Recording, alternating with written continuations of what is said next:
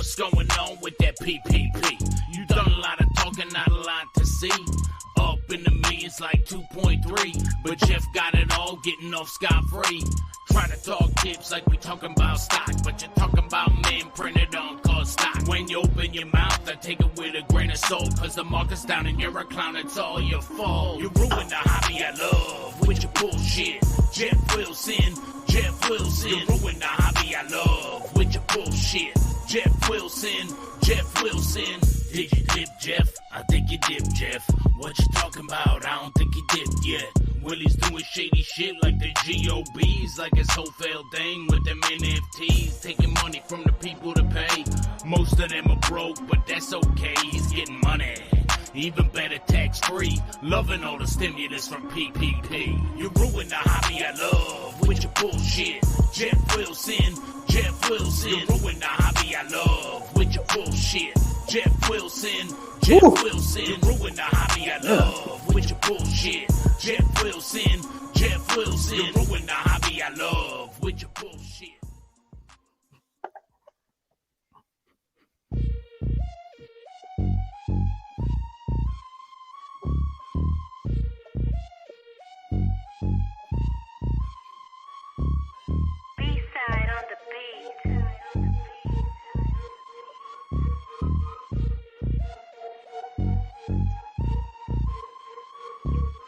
What's going on with that PPP? You done a lot of talking, not a lot to see. Up in the millions like 2.3, but Jeff got it all, getting off scot-free. Try to talk tips like we talking about stock, but you're talking about men printed on cost stock. When you open your mouth, I take it with a grain of salt, cause the market's down and you're a clown, it's all your fault. You ruin the hobby I love with your bullshit. Jeff Wilson, Jeff Wilson. You ruin the hobby I love with your bullshit. Jeff Wilson, Jeff Wilson. Did you dip, Jeff? I think you dipped, Jeff. What you talking about? I don't think you dipped yet. Willie's doing shady shit like the GOBs, like his whole failed thing with them NFTs, taking money from the people to pay. Most of them are broke, but that's okay, he's getting money. Even better, tax-free, loving all the stimulus from PPP. You ruin the hobby I love with your bullshit. Jeff Wilson, Jeff Wilson. You ruin the hobby I love with your bullshit. Jeff Wilson, Jeff Wilson. You ruin the hobby I love with your bullshit. Jeff Wilson, Jeff Wilson. You ruin the hobby I love with your bullshit. What is going on, everybody? Hopefully you guys are doing well out there. That is right. We are back again on a Thursday night. I don't know who the hell's playing in the Thursday night game. I don't give a crap who. Oh, I think the Texas Rangers won the World Series. Hopefully that's not a spoiler alert for anybody. Baseball season is over. We've got NFL football in full force. I was at the 49er game last week. Let me tell you what. There is a high probability we'll be in Las Vegas watching the Bengals play in the Super Bowl as long as they don't give the Chiefs 19 different times to get a first down. Maybe we'll bring her along when we're on the Strip in a couple of months here at Sports Card Radio. We got to hook up a C-Blast when we're hitting up the Strip in January. We got a lot of things to talk about. I'm blibber blabbling. We got a lot of things to talk about. Ryan's up in the secret location. Looks like he's feeling kind of a little fresh there. Got a bottle maybe flowing. We got the chat all fired up. They going crazy. Go 49ers. Go Dolphins. Dolphins, Kansas City. That'd be a cool Super Bowl. We are having a great time. We got Tim in the background earning his 4.2% equity. I'm seeing we're getting $600,000 offers for websites, Ryan. Is that what I saw this week? And we didn't get one. So tell you what, Tim, that means your day is coming. I don't know what 4.2% of 600K is, but after taxes here in California, might buy you some In-N-Out and maybe some flip-flops or something. We are joined by none other than Ryan, who keeps the train rolling here, and Raquel, or Rachel, one of those. She's holding that bat, she's got her. Ryan, how we doing? Doing excellent. Got a lot of things going on in the sports card world, so we better dive right into it. No dilly-dallying over here. I'm not drinking any alcohol, so we got a sober show, at least on the alcohol side of things. dive head first into things. This was an email we received just a few short hours ago. HGA has fired Jordan Holyfield, their CEO. Cannot confirm that, so that is from an anonymous source, but for the people out there in the know or would like to know, I would definitely check in on those type of things. There are, you'll have to excuse me if I'm a little distracted tonight, because there are not one, not two, not three, not four, not five, not six, not seven, Oh boy. not 8, not 9, not Oh 10, my not God. 11, not Oh 12, my not God. 13, not 14, not 15. That one signed to, not 16.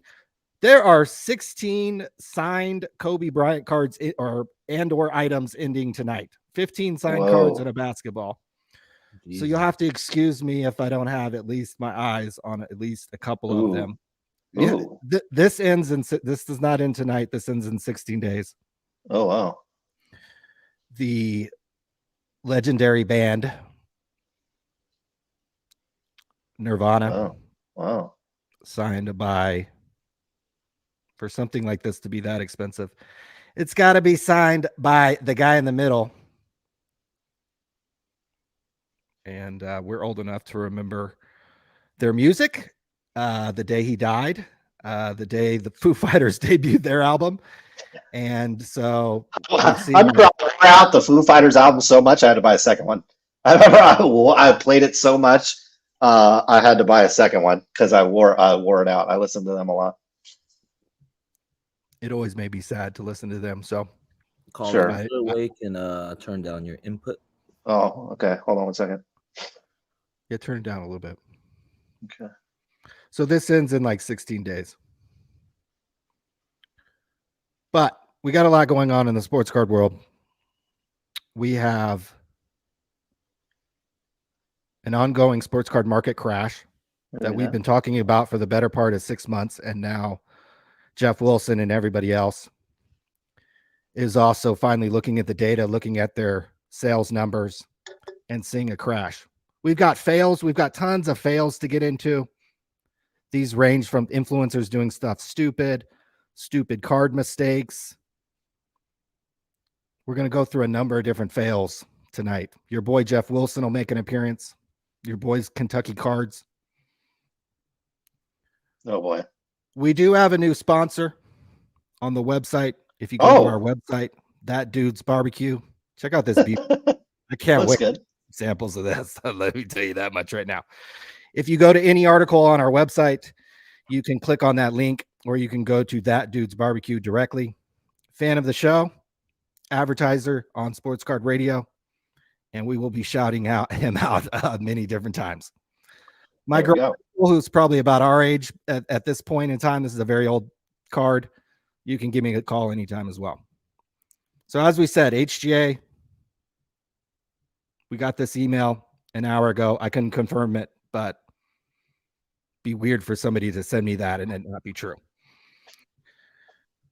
Congratulations, Bruce Bochy, Texas Rangers. Here's an old pic I took at the Arizona Fall League. Look at, they're wearing the classic Desert Dogs hats. And this is Corey Seager, then of the Dodgers, and Byron Buxton of the Twins. I did not get their autographs because I have a rule. I don't get people's autographs if they're younger than me. But I did take this picture, and if you could believe it or not, at the time, Byron Buxton was a higher rated prospect than Corey Seager. So believe the prospect rankings at your own peril. We have a quote from Ty Wilson that maybe we'll get into later.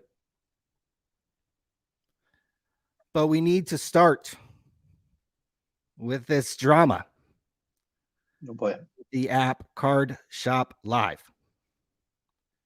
That not 13 months ago received $1.5 million in funding led by card grader SGC. And this app is out of business as of today.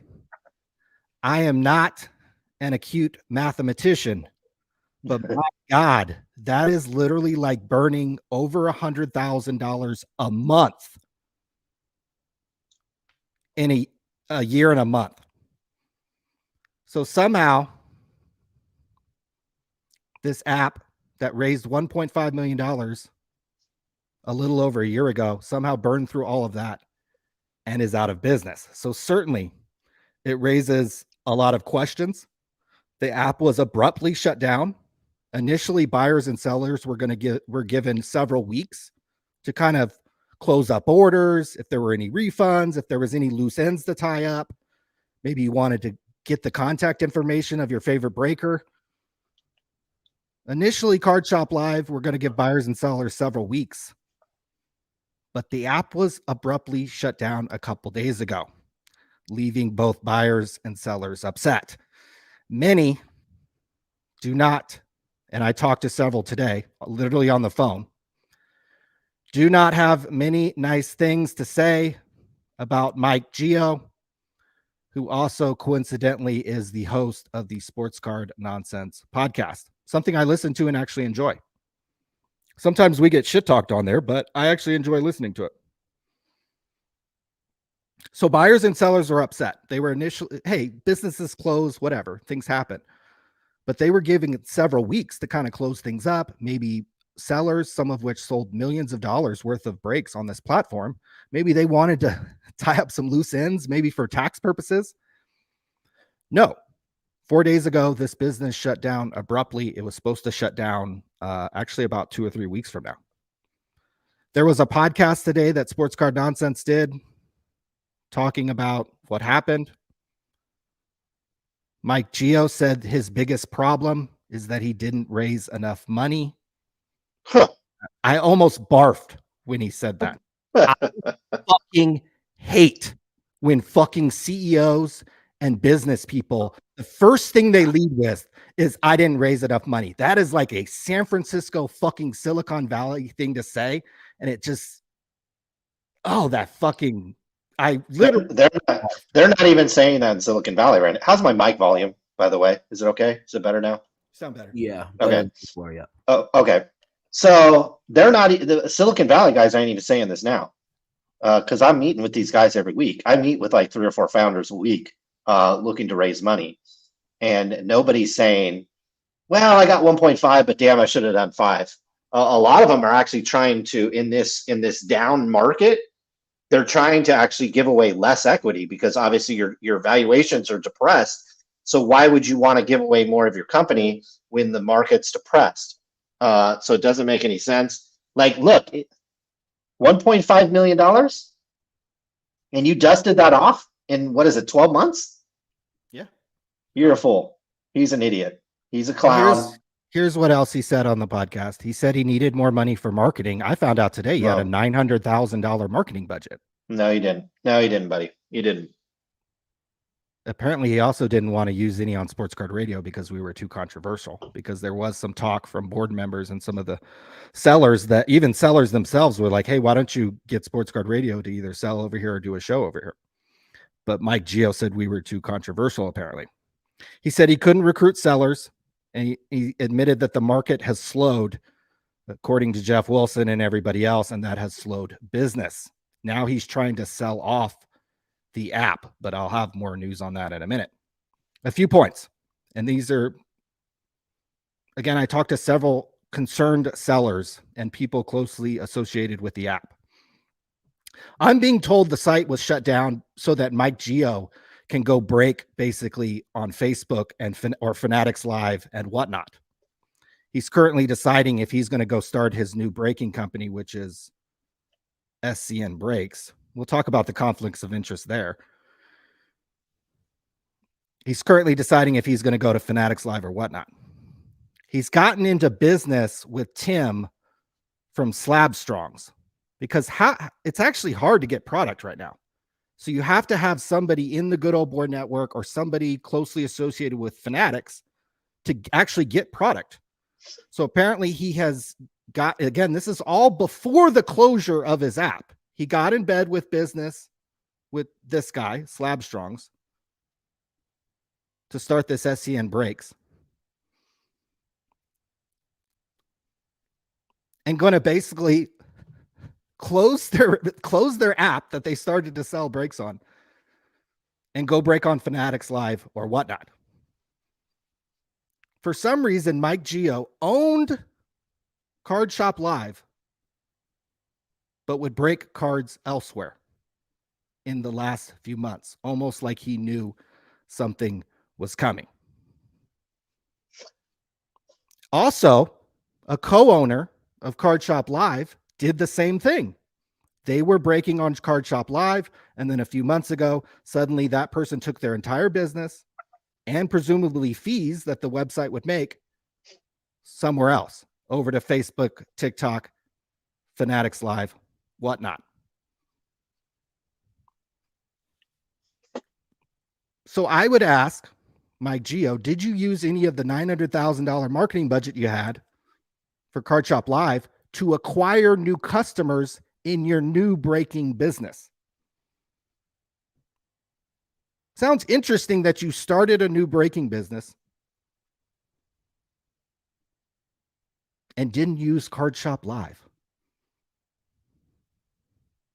Or you actually actively recruited customers from Card Shop Live to come over and join your new venture over on Facebook and eventually on Fanatics Live or whatnot. Certainly could leave investors pissed. Certainly could leave the current sellers who are on the platform, who've taken the time to build a community, build a following. They're obviously really pissed.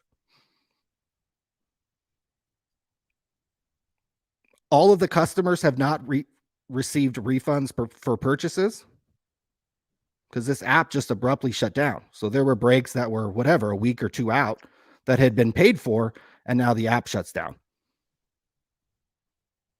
So buyers and sellers are wondering how that's going to get worked out.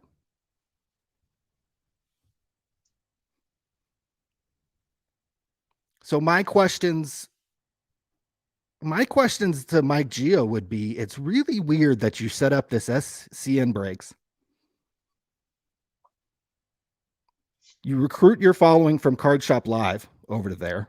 Another seller who owns part of Card Shop Live brought all of his people over to a separate breaking group. And then you shut down the business that you raised $1.5 million for, leaving SGC holding the bag, leaving two other private investors holding the bag in less than a year.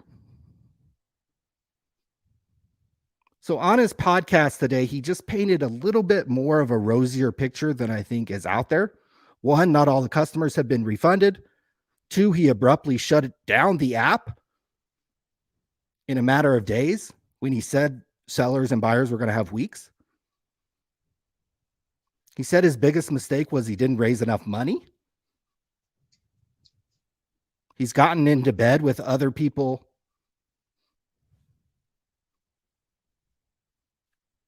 while then closing down this particular business. I heard that Mike Gio, that Fanatics hates sports card nonsense. Fanatics hates Mike Gio.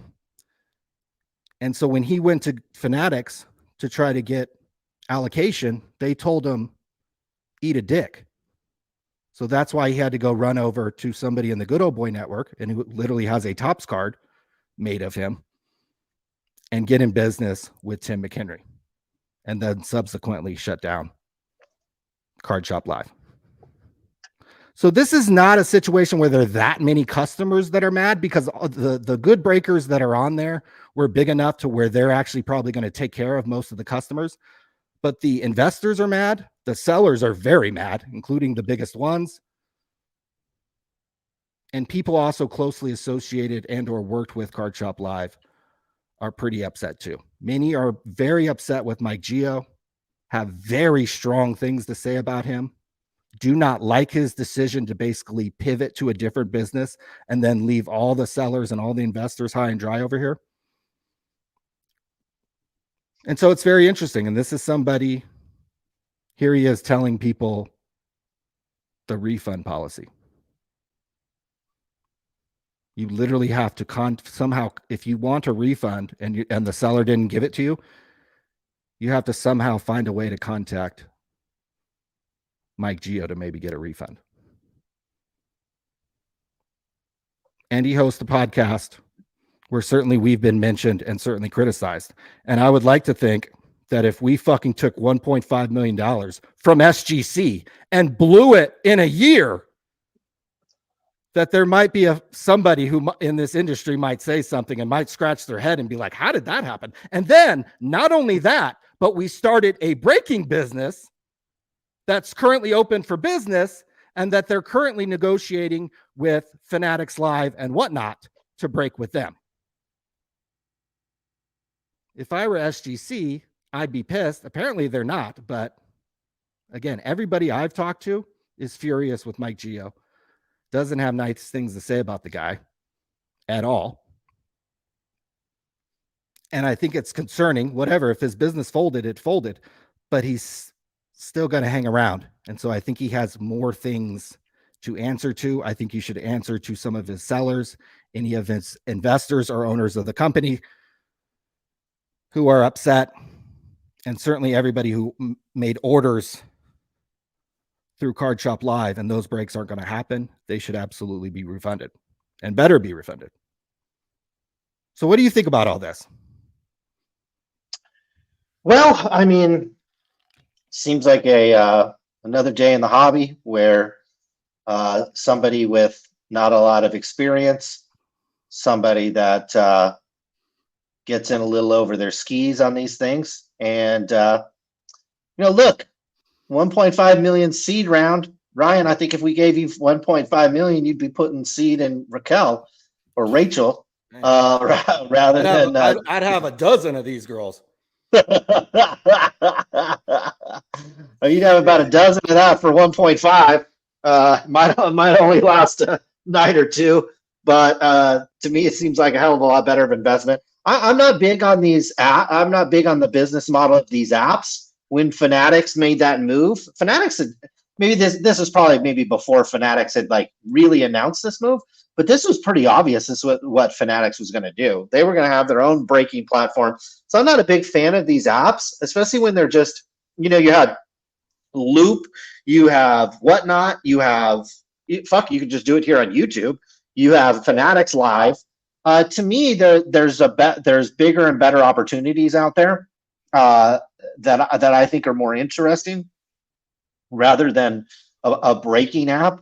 At some point, they just kind of consolidate onto one platform. So I honestly just think that I feel for the customers. I feel for anybody that's got their money tied up. Money's tight right now, and so I feel bad. I'm in a conjugal visit room in San Quentin. I sure am. That's what it feels like in here sometimes. Honestly, I haven't.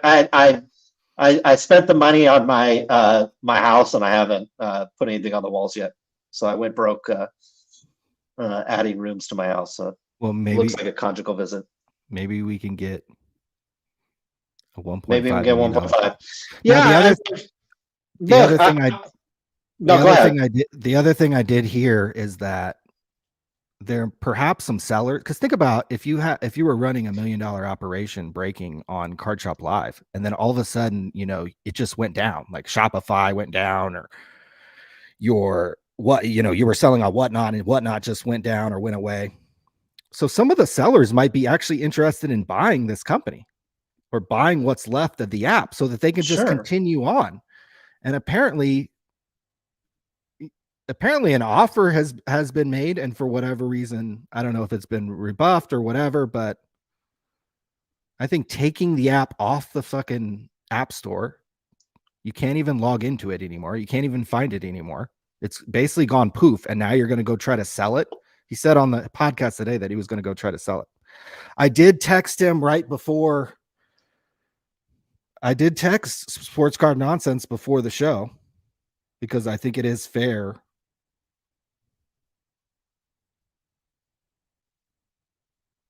I think my main question to them was, why did you shut the site down early? Allowing buyers and sellers to access any data seems logical, unless I'm missing something. That's where I've heard criticism. He says, definitely a long story, but happy to share any details. We had a few days to allow things to button up, but also some internal nonsense that forced our hand. Again, I don't get that. I don't get why you had to shut the site down. You were going to give people several weeks and then you shut this site down. I did ask him about, hey, some of the people that I talked to were mad that you were starting another breaking business. I said, did any of the board members ever bring up you breaking elsewhere? And he didn't really answer that. Do you think we should have board members at Sports Card Radio? I mean, how does a breaking app get 1.5? I mean, like, what kind of world are we living in? Post the sports card crash. I mean, cards crashed by September 2022. I mean, it's just a complete nuclear bomb has hit the card prices. All right, they were already there in September. What kind of world do we live in where you do a 1.5 million seed round, and then you have board members, and then you dust the money off, and you don't even have any assets after the 12 months? You have zero assets other than an app that is basically a code, like sitting in code. Whereas now, like a year ago, ChatGPT didn't exist. Now, fucking, if I spend an hour on ChatGPT, I could design this app. I probably could have a better logo. I think somebody made the comment they got 1.5 million and they went to Fiverr and spent $5 on their logo. It's just, I don't know. I don't know. So I asked him. I said, people are pissed you spun off another breaking business. And he said, I was breaking on the app full time right up until the shutdown. Now we were going to try and find a new home to break like everyone else. And then I said, that's not how it was portrayed to me. And then he said, not sure what to tell you there. That's the truth of it. And then that's when I asked him, did any of the board members ever bring up you breaking elsewhere? And then he didn't really answer. He said, I'm guessing by December 1st, we will have a new place. So it's just weird. He literally set up a business to break cards on. Then, as he probably knew that was failing, he set up another business with his buddy Tim over here. And then conveniently, then he funnels his customers from multiple sellers over to his new platform and then shuts the company down. So I guarantee you, if we did this, if Jeff Wilson did this, there would be a lot more scrutiny than probably what will happen. A lot of people are afraid of Mike Gio because of his platform. He's apparently also threatened people because of, quote, mob ties, I guess. Apparently that's still a thing. I don't know. I like The Sopranos, but I don't know if the mob still exists in that kind of way. Certainly over sports cards. We've been threatened by the Mexican mob before, I think by Jason Coombs or one of those. They haven't showed up yet. Certainly haven't showed up. I doubt they're going to come out all the way where I am, but I don't know. This one, here's the weird thing. Business is closed, things happen, whatever. I don't get contacted. I don't get random text messages when I'm just sitting here being like, hey, I want to talk to you about this. From people who don't have my phone number, who got my phone number from a trusted source and then texted me. And then I'm sitting here being like, yeah, call me. I didn't know anything about this. You think Fanatics will hit us up? Well, it sounds like Fanatics is hitting up Mike Gio. Sounds like they maybe will get in bed with him. I tell you what, if anybody gave me $1.5 million, I'd certainly have some of it a year later. I guarantee you that. What the hell are you burning $100K a month up for? And you had breakers doing literally millions of dollars in business and paying hundreds of thousands of dollars in fees per year. There was revenue coming in. I heard that in August, this company was profitable in August of this year. That's weird. Yeah. And so when he sets up a competing business, again, there's probably not any customer liability here at the end of the day because these sellers will take care of their customers, even if it has to come out of their own pocket. But my God, if SGC but they won't because they're scared of being mentioned in a negative light on Sports Card Nonsense. So he set up the perfect business. He set up a podcast that gets an audience. So now people are afraid to say anything about him. People are terrified of the guy. Not any of the sellers or anybody that I talk to. They fucking hate this guy. hate this guy. So we'll see. Well, that's interesting. I thought that was interesting. Yeah. I know if that was Jeff or us, there'd be about 18 videos of it up by now. Guarantee that. I know if it was Jeff or us, you'd have Raquel over on the Murphy bed over there. I don't know about Jeff. Jeff's who's she say she ain't over here right now? So we'll get into Jeff here in a second. We got to talk about him because there was some news surrounding Mr. Wilson and some of his investments. Oh. Some of his big investments. Oh, boy. But I did want to take a moment as we got 400 people strong for some reason. I see Hobby Champs in the building, Snow Dog, John Fisherman, Bob Boozle in the house, Rick Galves, Alcoholic 1986, This Cardboard Life, The Meme God, Living with LT, Brian Bayless, 808 SS Camaro. I used to have a 1968 Camaro that was fucking sick. That was sick. Auburn Trading Card Show in the house. We'll be back out there in December. Yeah. Stop It is in the building. Phoenix Rising. Baseball Card Curmudgeon is in the building, folks. Oh, yeah. My computer's not working. It's too bad. But shout out to all you guys who are watching today on a Thursday night. And let's go through some fails. And I've got a bunch of them, so I'm not going to spend too much time on any of them. But I think, is it one of the most all-time legendary fails in the history of sports cards is the fact that Topps dumped a bunch of 1952 product into the ocean. Now, we're pretty conservative over here, but I actually don't really like the idea of just dumping literally straight trash into the ocean. And I don't like the idea of dumping valuable baseball cards either. Now, at the time, they weren't valuable. They couldn't sell them. That's why they dumped them into the ocean. And that's in part what makes some of the 52 series rare, is that they weren't exactly desirable at that time.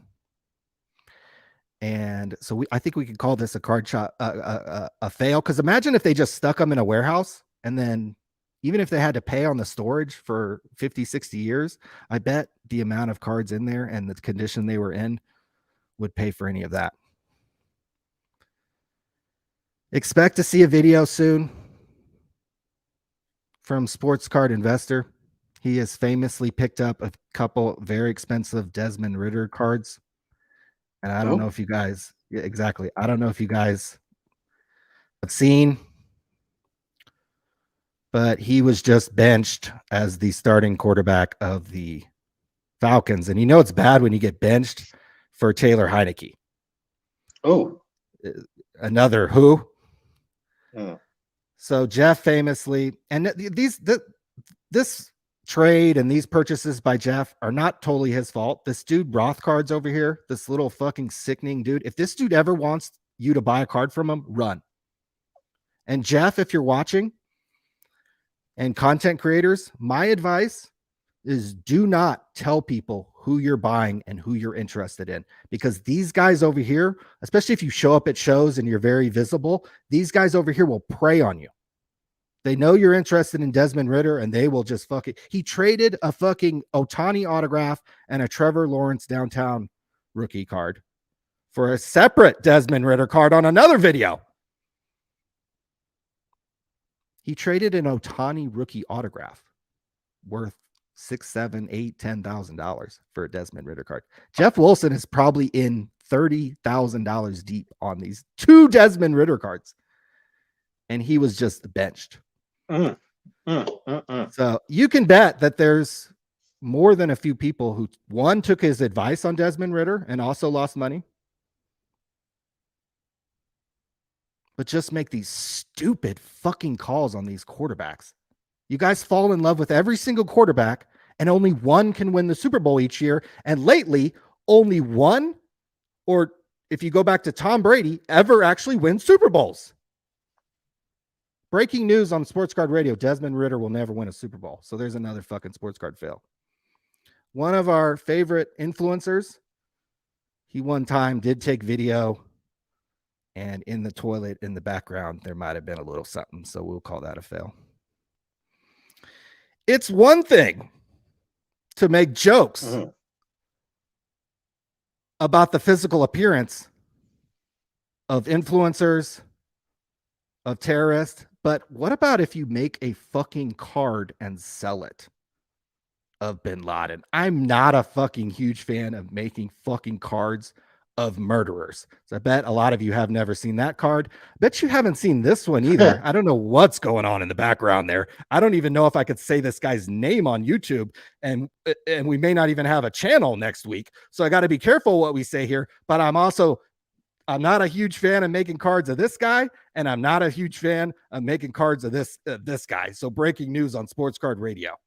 Hey, I will say this, though. I think there's a trend in society where we're taking down the statues.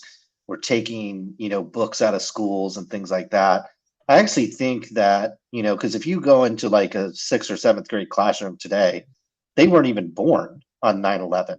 And so 9/11 is just a date to them. And so actually, and look, I'm not sitting here saying I want to buy a Hitler card or buy a Osama bin Laden. It's one thing to look. It's one thing to educate people. It's another thing to make money off of these people.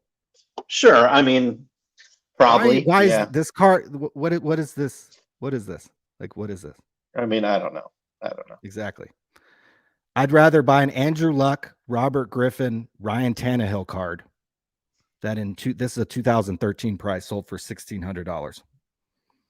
So people have been making bad. This card would probably be worth $75 today, maybe less, maybe slightly more, but not much more. So you can see people have been making bad decisions and fails buying quarterbacks for a long time. Now, here's a different type of fail. I've been going to the National for a long time, and I should have actually zoomed out because there are hundreds of boxes of 20. I don't know who's in 2012 Bowman or 2012 Bowman Chrome. That might be Bryce Harper's rookie year. But these blasters for $9, I literally should have found a way to buy all of them. So that's a fail. Frank Thomas one time signed a card saver, and then the person sent it in to be authenticated. So I don't know if this is a fail or amazing, but that's an old picture that I had, and I thought that was funny. Another fail is when you're at the 2014 National, and I don't know if I was liquid 6K, but I probably could have afforded this. Kurt Cobain signed on a business card for a chiropractor. $5,900 this was in 2014. I wish I would have bought that. Oh boy. Probably 1% of our audience is going to recognize who's in this photo. The guy in the turban is not bin Laden. That is the former CEO of Beckett, Sandeep Dua.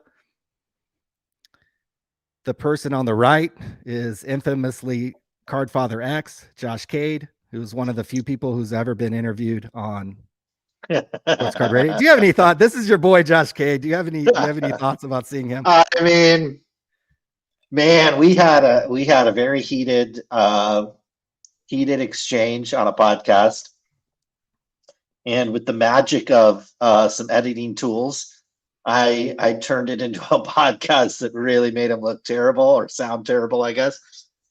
Years later, we put it on YouTube, and years later, anybody can get anything taken down on YouTube, and so he got it taken down. I still have the audio probably somewhere. We could probably find the audio, but I just remember him saying, like, is it a girl or a boy? Or there's just a lot of things that he said on the show. It's one of the first classic. I'd say probably one of the first classic moments that we had on the show. And I think you had a little tussle with him, a little rendezvous at the show. And I think he said Breakers TV, or not, it's not Breakers TV, it was Card World TV. World TV. So that goes along with like Card Live or whatever, Card Shop Live or whatever. Like, guys have been trying this idea forever. Like that picture was what, like a million years ago? 10 years so ago. 10 years ago, and people were trying to do Card World TV and break on TV. Like, so it's like, dude, you're investing 1.5 million in an app that literally existed 10 years ago. So this is nothing new, nothing innovative. Josh Cade tried to do it. Apparently he's still in the hobby, I think, at least the last time I heard. He's still doing like Uber driving for Beckett, where you can kind of group submit and he'll take it over to Beckett. And he partnered with somebody, can't exactly remember who, some kind of group submitter, and but he quieted down quite a bit after, people that like run their mouth at Sports Card Radio. It's amazing how after a year or two they really quiet down. People run their mouth at us, and then after a year they realize, oh shit, I'm at the top of Google and it's not a good headline. Oh, I'm at the top of YouTube. Oh, it's not a good look. Oh, if I need to apply for a job, it's not a good look when there's 18 articles calling me a scammer. Like, that's a bad look. This all comes up on your background check. So we know how to play the game. And if you run your mouth at us, then you get punished and you have to come to YouTube to get the videos taken down. But thank God nobody controls the server over at Sports Card Radio, and we can leave whatever the hell we want up. So better believe, if you run your mouth at us, we'll put your face up there. We'll get your name in the title. We'll SEO it to the top. And anytime somebody searches your name, especially if you're a single guy and these girls are searching your name, guess what's going to come up to the top? So guess what? If you're out there looking for a job, guess what's going to come up to the top? So when you run your mouth, we have ways to quiet you down. And it's amazing, Ryan, after all these years, this was 10 years ago. Him and I probably had beef, I don't know, a year or two before this. So we're talking 11, 12 years ago. Amazing how these guys run their mouth. They're actually still around in the hobby, and we don't ever hear from them. They don't ever put our name back in their mouth. So all these guys that say they got mob ties, all these guys that say they got this, they got that, all I got to say is our website works. It ain't going to close. It ain't going to go down. Our SEO is on point. People pay us hundreds of dollars per article to post. Like, we're on point. Our Glocks work. Our Smith & Wessons work too. So don't think you're going to come up here and try to bull rush us. So our stuff works too. And we got more in our chamber and our arsenal than you do. And all these guys that we've thrown up on the website that put our name in their mouth, all of a sudden they're super quiet after a while. There it is, Josh Cade, baby. Classic. We should just put this up. We could just put this up on the Clips channel. Man, you going all in on that dude's barbecue, baby. That's that what dude's you do. Jerky, baby. You guys want to fucking link on Sports Card Radio? Hit me up. sportscardshow@gmail.com. I could put it up here. I could put it over here. I could put it on the side. I could put it at the bottom. I could put it wherever you guys want. Every page of the site. I hit up Coinbase for us today. Let's do it. Go. Let's work with Coinbase. I don't know if I can take money from Coinbase, but you guys can have it. Yeah. 2019. Although I think it was before that. So yeah, it's actually really ironic that we're talking about Card Shop Live. And here is literally Josh Cade 10 years ago pitching to the then CEO of Beckett, Sandeep Dua, his idea for, it was Card World TV. And these two guys were literally walking around talking about how they were going to make $1 million on Card World TV. So you guys can look up that website and see if it's still up. Our website was around then, and it's still up. So that's a fail. I mentioned on the Monday live stream that I saw at one point 2014 Top Scrum football boxes. I said $25. I was incorrect. The real number is actually $39, which seems really cheap. I don't know. I literally have these boxes are probably only worth a couple $100 today if you can even find them. I don't even know if they really exist. I mean, look at the mini. For the mini cards are $350. Oh, wow. Here's one for $420. Who's in it? Johnny Manziel. Odell Beckham. This was the last time, in my opinion, the sports card industry kind of busted. And there was really, obviously, I mean, look at this. Look at the price of the wax of a darling set. I mean, this was Prism. Okay. Before fucking all you guys fell in love with Panini. This was the shit to buy. And it got all the way down to $39. So would have been a good purchase because it looks like they sell for quite a bit more these times around. You know what? You grown men holding up pictures of men who are literally teenagers. This may be a controversial take and you guys love this guy and he's your fucking hero, but grown men with gray hair holding up pictures on social media of 19-year-old guys, I don't care if it's LeBron James' son or not, is just kind of weird to me. If you guys want to grow the hobby, blowing $100,000 a month in SGC's money and holding up pictures of 19-year-old boys is kind of fucking weird. This guy, to me, there's something off about him. That's all I got to fucking say about that. And that's all the fucking hobby fails I had. I don't know if you had any while I was talking on your own. Some of these involved me fucking, I should have unloaded the truck and bought several items. But like I don't know. Mojo unloaded the truck in that toilet. I think he did. What are those boosters that you just showed? Those Bowman ones? They're blasters, but I mean, I imagine if I scrolled around the table, the hobby boxes weren't much more. I guarantee you that. That's crazy. Would you say you would unload in Rachel, or do we know if it, like, what's she doing today? Like that, I like to me. It's there's updates. There's updates. There are updates. Because yeah, she's still active on Instagram. I would say, obviously, you could show a picture of me when I was her age, and I'm gonna look a hell of a lot better than I do now. So she's aged, but she can certainly call me or come by anytime she wants. Okay. I think there was a question in the chat as well. People want to know a status update on Betsy. Do we have any word on Miss Higgins? Has she changed her last name? Also said gotta check on the Kobe auctions. Yes. Gotta do that. We're still raising resilient young people. That sounds like a very Joe Biden thing to say. No, I there's no updates, at least that I have. No, she's not slid into my DMs. I have not slid into hers. I've been obviously very busy. I've been traveling around. I'm going to be gone all next week. So I'm a busy guy trying to raise. I mean, I need to go try to raise some money. I mean, if Card Shop Live can get $1.5 million, how much can Sports Card Radio get? My God. If I had this guy had a $900,000 marketing budget. If I had $900,000, holy Lord. You're getting a lot of clicks.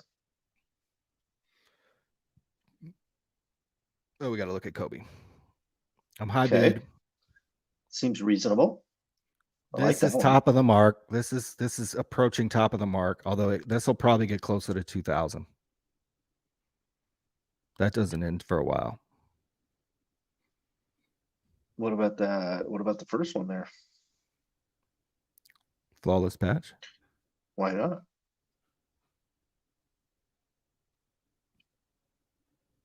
Why the hell look not? at a lot of them. We're gonna bring them all. These still don't end for another 40 minutes. All right. Well, I'll pay for it. This isn't actually a pack pulled autograph. That's why I was like, I thought it was signed like no, that's pack pulled. Yeah, in person signed. Like this is in person signed. Make sure the sigs on those, like, it's weird. The background, you just got to make sure the ink isn't fading on those. But yeah, those are pack pulled. Those are nice. I think it was decent. I mean, looks all right. It's a 30-year-old card practically, or 20. Pretty sick for that price. Sure. Well, with 13 ending, you're gonna get. I feel like one or two of them are gonna end up with you. Yeah.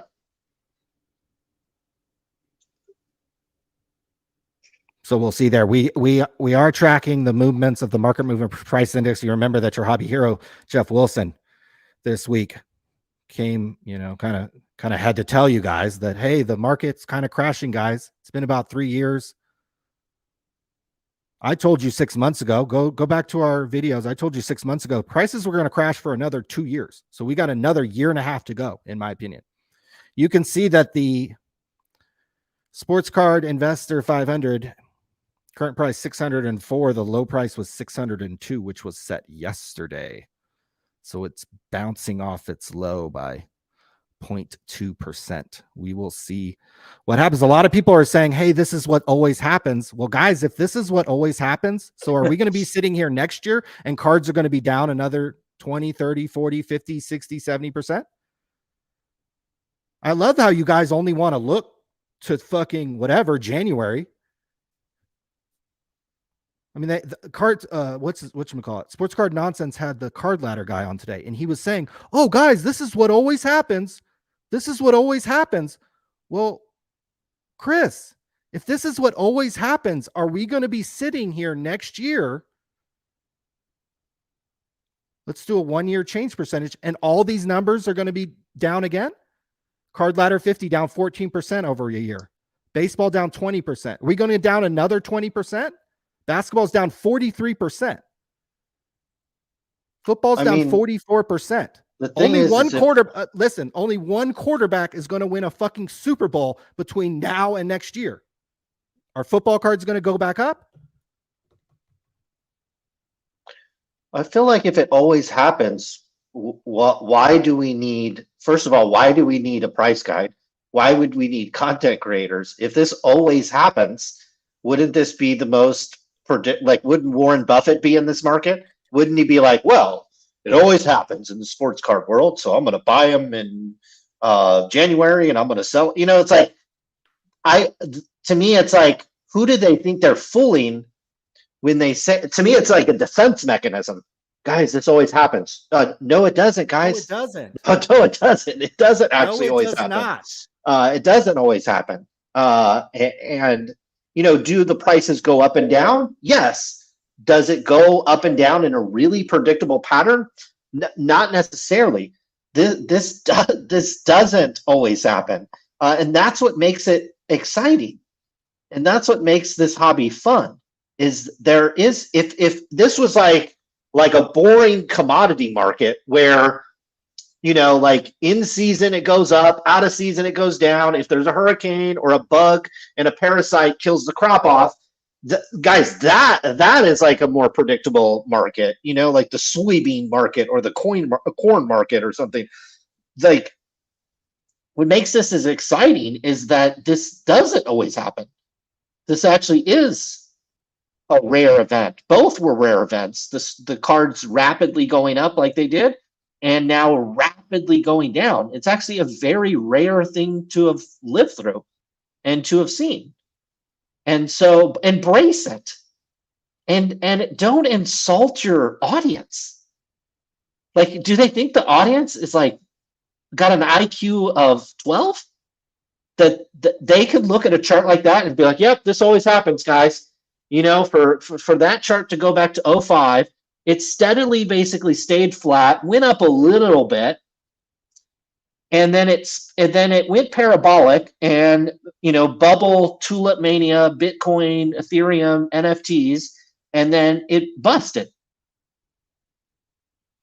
That actually does happen a lot, where you have these markets that catch fire. It happens in the stock market, it happens all over the place, where you get these bubbles.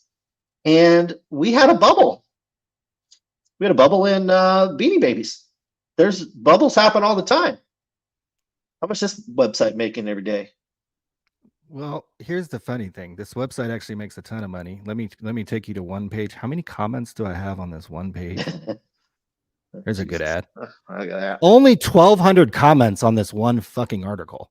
So you think more than a few people come to this? You think I don't also run a price guide? I also run a price guide. I'm sure. And you're not telling the Beanie Baby community, guys, this always happens. No, you know what they're telling? You know what these people are telling? Oh, you're going to be a collector now. Oh, guys, everything's okay. You should just be collecting. Back over here in October 2020, January 2021, certainly at the peak, February 2021, you guys weren't talking about collecting. You were talking about this is like fantasy sports. This is like a new paradigm in investing. This is a new asset class. That's what you guys said. And to just sit here and say, oh, everything's fine, this always happens. Show me a freaking chart. The guy who runs Card Ladder said this. Show me a chart that looks like this, guys. That always happens. No, we are in a full-blown market crash. Jeff Wilson just admitted it. He told you at the beginning of the year that we were at the bottom. Go look at Jeff Wilson's videos from fucking January. He told you were at the bottom.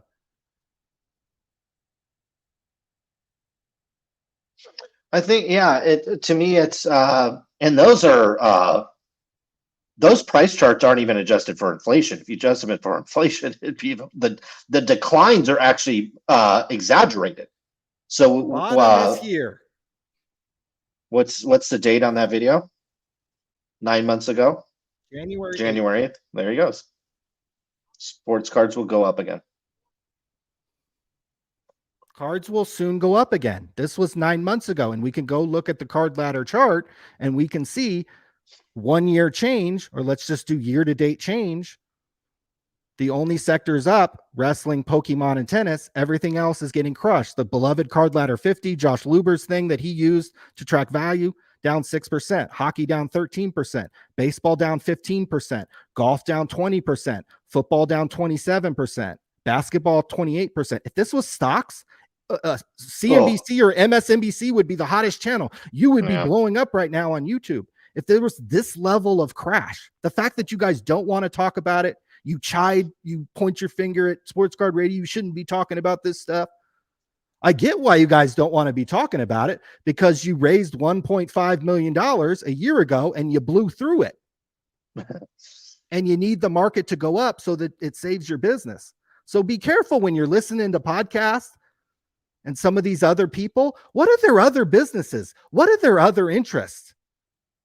I swear to God, this fucking show better never mention us again, or I'll light them a fucking new asshole. Like, you raised $1.5 million, blew it in a year. Even Jeff Wilson fucking doesn't have those credentials. Even Jeff Wilson will have a Desmond Ridder 1-of-1 to show for it. Probably way more than that. Jeff blew through the 2.2, 2.3. He has a website. He built market movers. How much could he sell this for? Certainly a lot more than Card Shop Live. I bet. You get a way more than Card Shop Live. I guarantee you. To me, I look at this as opportunity. If you show me that price chart right there, or you show me that right there, and it's like houses in Malibu, houses in Miami, condos in the Hamptons, condos in Chicago, houses in Seattle, I'm not worried. Now, I don't have houses in any of those places, but even if the housing market tanked like that, I would be excited. And so I'm actually excited. And look, the watch market, you could bring up this could be like a price guide for watches, and it'd be the same thing, right? Okay, because there were the high-end watches that used to trade for. There was like a John Mayer gold one that was like $100,000 watch. Now you can get it for like almost retail, or like $10,000 over retail. So people should not be ashamed of what's happened in the sports card market. It is totally okay. If you look at, other than NVIDIA, Apple, Microsoft, Google, Meta, and Netflix, and Tesla maybe, other than those stocks, literally all other stocks look about like this, okay? Especially if you stretch it out over the last year or so. It looks like you have not really seen assets appreciate. The real estate market's starting to stall out. As a hobby, it's okay. Like, what's happening right now with these prices, this is okay. Now I understand if a lot of people bought it when Jeff told you to buy, or if you've got business interest, you raised 1.5, like it kind of sucks, right? Okay, but this is okay. And the market correcting like this and getting back to, I think we'll retest all the way up. That market right there, you're going to retest back to 5,000 on this. So it's at what, 10,000 now? You're going to retest all the way back to there. Yep. This has probably got another, what, 50% more to go. Yep. And so whatever prices you're seeing right now, it's not across the board. Okay. It's not all Victor Wembanyama cards. Might not apply to Jordan or Kobe or certain Magic Johnson cards or something like, there's no, everything has its own market, but the broader market, I think you probably got another 50% to go before you start making the videos like the bottom is here. Because it seems like to me with these types of bubbles, you tend to round trip. You can look at like PayPal stock, you can look at Kathy Wood's fund and whatnot. It all round tripped.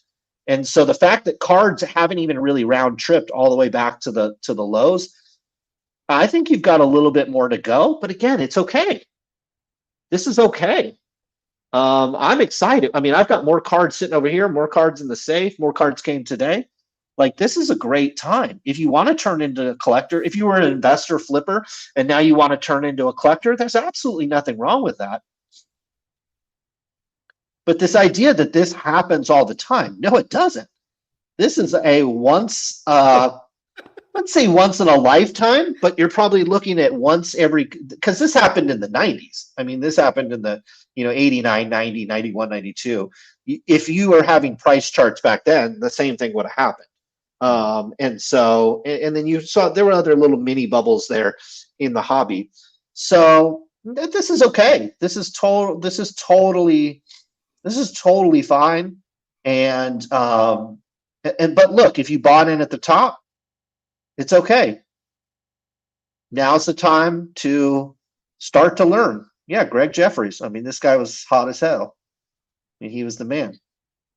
I mean, there are stories of people trading their, 50s and 60s Mickey Mantle cards for stacks of Greg Jeffries. I mean, we've seen this before, but like you said, this is where you've got to go actually back like 30 years. That's why the person who literally runs the price guide, which I like and use, it just concerns me when he goes on a podcast and says this always happens. And it's like, bro, do you even look at your own charts? No, this does not always fucking happen. Cards do not go down 40% in 1 year. Year to date, it's only been 11 months. Not normal. I don't know. And I think, people look at the engagement that we get on our channel and we certainly appreciate it and appreciate everybody that tunes in and views.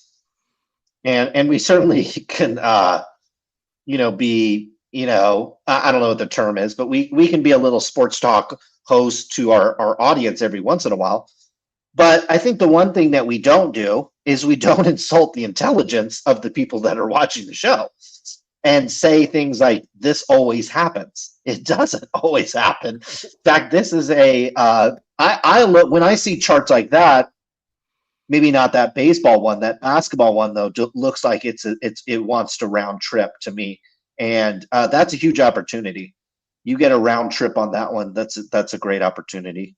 If you have, a long-term type, and that applies to anything, the stock market, real estate, not to compare these quote asset classes, but if the housing market graph started looking like that, I mean, you might not see me on Thursdays because I'm out trying to buy distressed property. The thing I'm worried about is after the people who lived through the 1990s bust. Where's that Greg Jeffries card? The people who lived through the 90s bust. What happened afterwards actually is that card manufacturers didn't make as much product. They actually did cut down on the amount of product being made. We just saw fanatics buy into this industry essentially at the top. they're not going to take the 1998 to 2010 approach of cutting back on product. You're actually going to double down on the amount of Wembanyama cards, the amount of whoever the hot quarterback, Caleb Williams next year for USC. He's going to have a ton of cards. What you did see and that's why some of these cards, like this Kobe Bryant card from 1998, is you did see print runs cut down. I mean, go try to find a box of 98, 99 Bowman's Best. That's going to be hundreds, if not thousands of dollars, because they actually did cut down on the amount of wax and the amount of product being made. Even though they upped the amount of sets that were being made, there still wasn't as much shit as there was like 89 tops, 90 tops, 91 Fleer, all in, up down the line. So that's what actually worries me, and probably should concern people who are rooting for this industry to turn around. You have Fanatics buying in at the top; they're not going to cut production, and that's certainly not going to help sports card values, because you're going to have bust outs and flame out. Well, we just had the Desmond Ridder just got benched. That's going to happen over and over and over again, and those people are going to have tens of thousands of cards instead of in the 2000s. And really, until we started peaking again, people maybe at the time in 2002 thought there was a lot of product being made, but certainly not by today's standards. So that's the thing that worries me, is that Fanatics isn't going to care. Fanatics doesn't care about these charts. Fanatics doesn't really care. They're invested at the top, and they probably do have a long-term horizon, and they've got to pump this stuff out. They have no interest to cut back on the number of sets, cut back on the number of products, none whatsoever. They have more incentives to sign up group breakers, and people like Mike Gio, they're literally going to sign this guy up so that they can break more product and more product and more product. So people like Mike Gio feeds into these declining prices, because he's sitting there opening a fucking breaking business that opens this stuff. So it did annoy me that there were a lot of people that after Jeff Wilson had his little mea culpa were like, oh, well, why should we talk about the market going down? Guys, for every 1,000 hours of positive content, there's probably 1 hour of negative sports card content. So that's one of the reasons why negative sports card content gets a lot of views. Yeah. Because there's so much, there's 7-8 hour breaks that I would quote unquote say are positive for the sports card industry. For every 1,000 hours of breaks and positive sports card content, there's 1 hour of negative content. So you guys who are breakers and make positive content, shut the fuck up. It's like 1,000 to 1 in terms of the programming hours. People can talk about these indexes tanking in value. People can talk about you guys piling money into the likes of Desmond Ridder, Will Greer, Ryan Finley. I look at it just as opportunity. I think a lot of these guys are embarrassed. They see something like that and it almost like embarrasses them. For most people, I think that tune into this channel, most people that obviously have been in this hobby for a long time, then you see a chart like that, it doesn't embarrass you. It gets you excited. So we don't have to sit around and make excuses for the chart looking like that. It's totally okay. And that is normal for a stock to, or a card to, or an index or whatever that is, to go up that much, that fast. The fact that it is like completely reversed and is coming crashing back down happens all the time. And in other, like I'm talking about other asset classes, not just trading cards. And so it's acting as it should, and it creates a great opportunity not to go out and run out and buy Desmond Ridder cards, but if you're a Joe Montana guy, or like I think we got Walter Payton over here. We're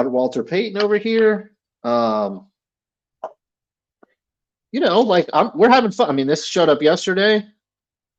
Joe Montana autograph. Oh, I donated a Joe Montana, kind of like this. Like it wasn't like a great one. It was like just an on card one, and it went for $230 at a charity auction.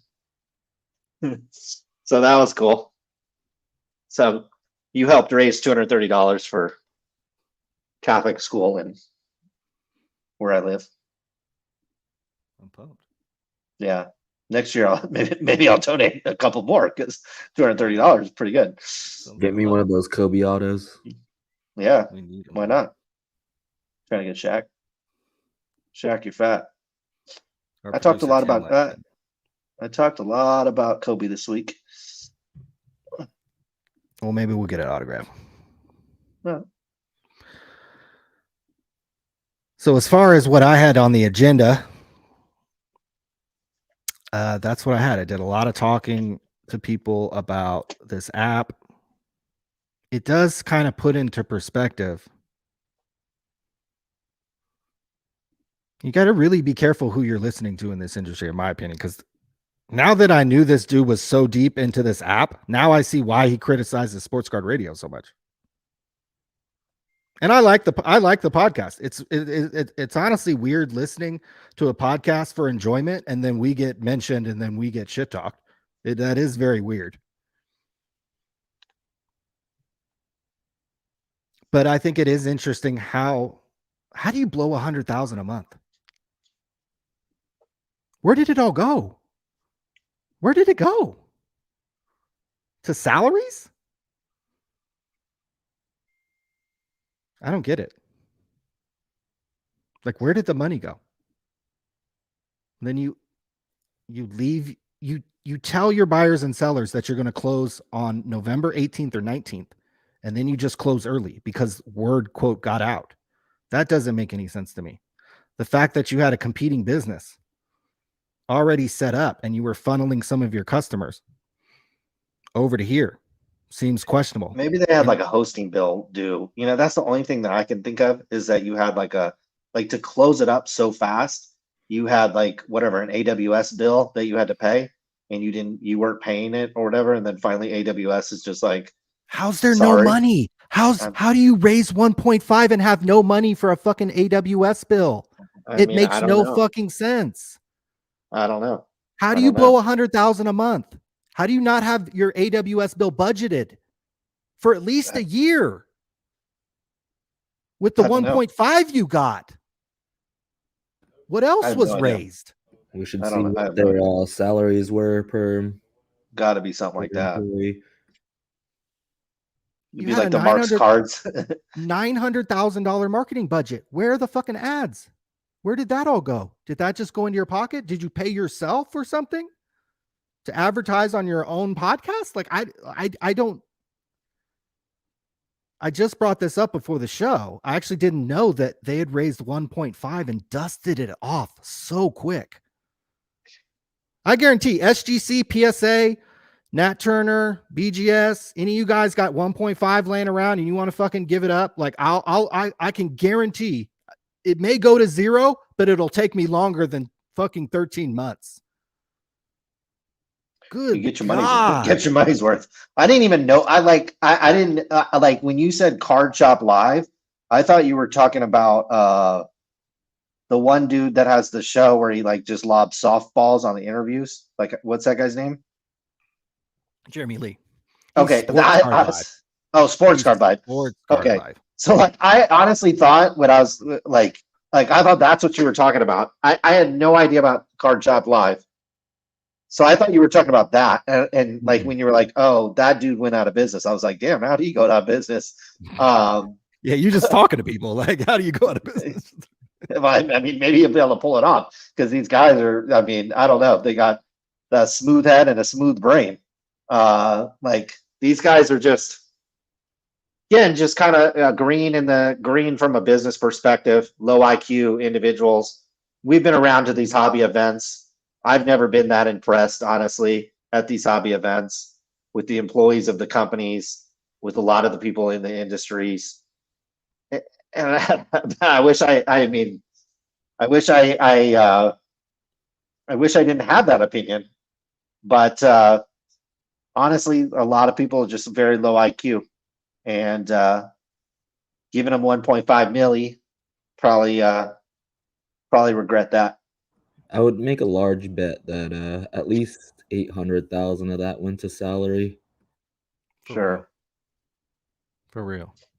Like those guys were getting paid. We need a grift. Like we are the most underpaid motherfuckers like on the internet right now. Like this dude got to blow off 100K. And then he said on the podcast today, oh, everything's all good between me and the investors and everything's all good. I'm like, whoo, boy, you lucky you ain't getting sued. Because you had this other business you were setting up while you were closing. Like you weren't all in on this Card Shop Live. You had one foot out the door many months ago. Many months ago. And then to just close up shop, you said you were going to give people a few weeks, which I guess is enough time, but then to only give them a few days and cut it off. Yeah, that's pretty rough. That's to me, it seems like there's something more to the story. Like if you had at least a little bit of cash laying around, you could have cut the hosting on, or even if you weren't even running up a big hosting bill if you weren't doing a lot of streaming. By now, they probably figured that out where it's not that much money probably to run a streaming site. If you guys do want to watch a hostage video on Instagram, Overtime Rips, they were banned off or they were suspended on Fanatics Live because they terminated a break early because the spots weren't selling for so much. Well, the owner and I think his son did come on and basically do hostage style black curtain in the background video where they take full accountability and apologize and all that kind of different things. So I just wanted to, we have mentioned them on the show and, and the situation on the show. So I just wanted to mention that there was an apology. And if you guys wanted to watch it, you most certainly can. They said that the breaker in question has been suspended. It always is some other, some low level. It's like an employee at McDonald's getting fired for the fries being cold. It's like, dude, it's not the low end. It's not the low end quote breaker. It'd be like if this show we showed up one day and we got 12 viewers and we blamed Tim. You know what I mean? Like it's damn it, Tim, you're fired. Yeah, you're down to 0.2. Or taking 4 off. Like just take responsibility. It looked like he was reading off a script and it was like touch your heart. It was like scripted. It was like touch your heart at this, it's like, so I don't know. Oh, very much. Well, here are the people in question. These two the guy in the Green Bay Packers hat and this other guy were supposedly, I don't know if they were terminated or the way he worded it, it seemed like they won't be allowed to stream again. That's the way he put it. So I don't know if that means he's fired or terminated or, how the agreement works, with these breaking people, but no longer be able to break with, he'll just go join Backyard Breaks, next month. So I'm sure we'll see him again. But in case you guys did, I meant to mention this on Monday. Double overtime breaks. And he'll be breaking on Fanatics Live next week. Only if Sarah's there, I'll go.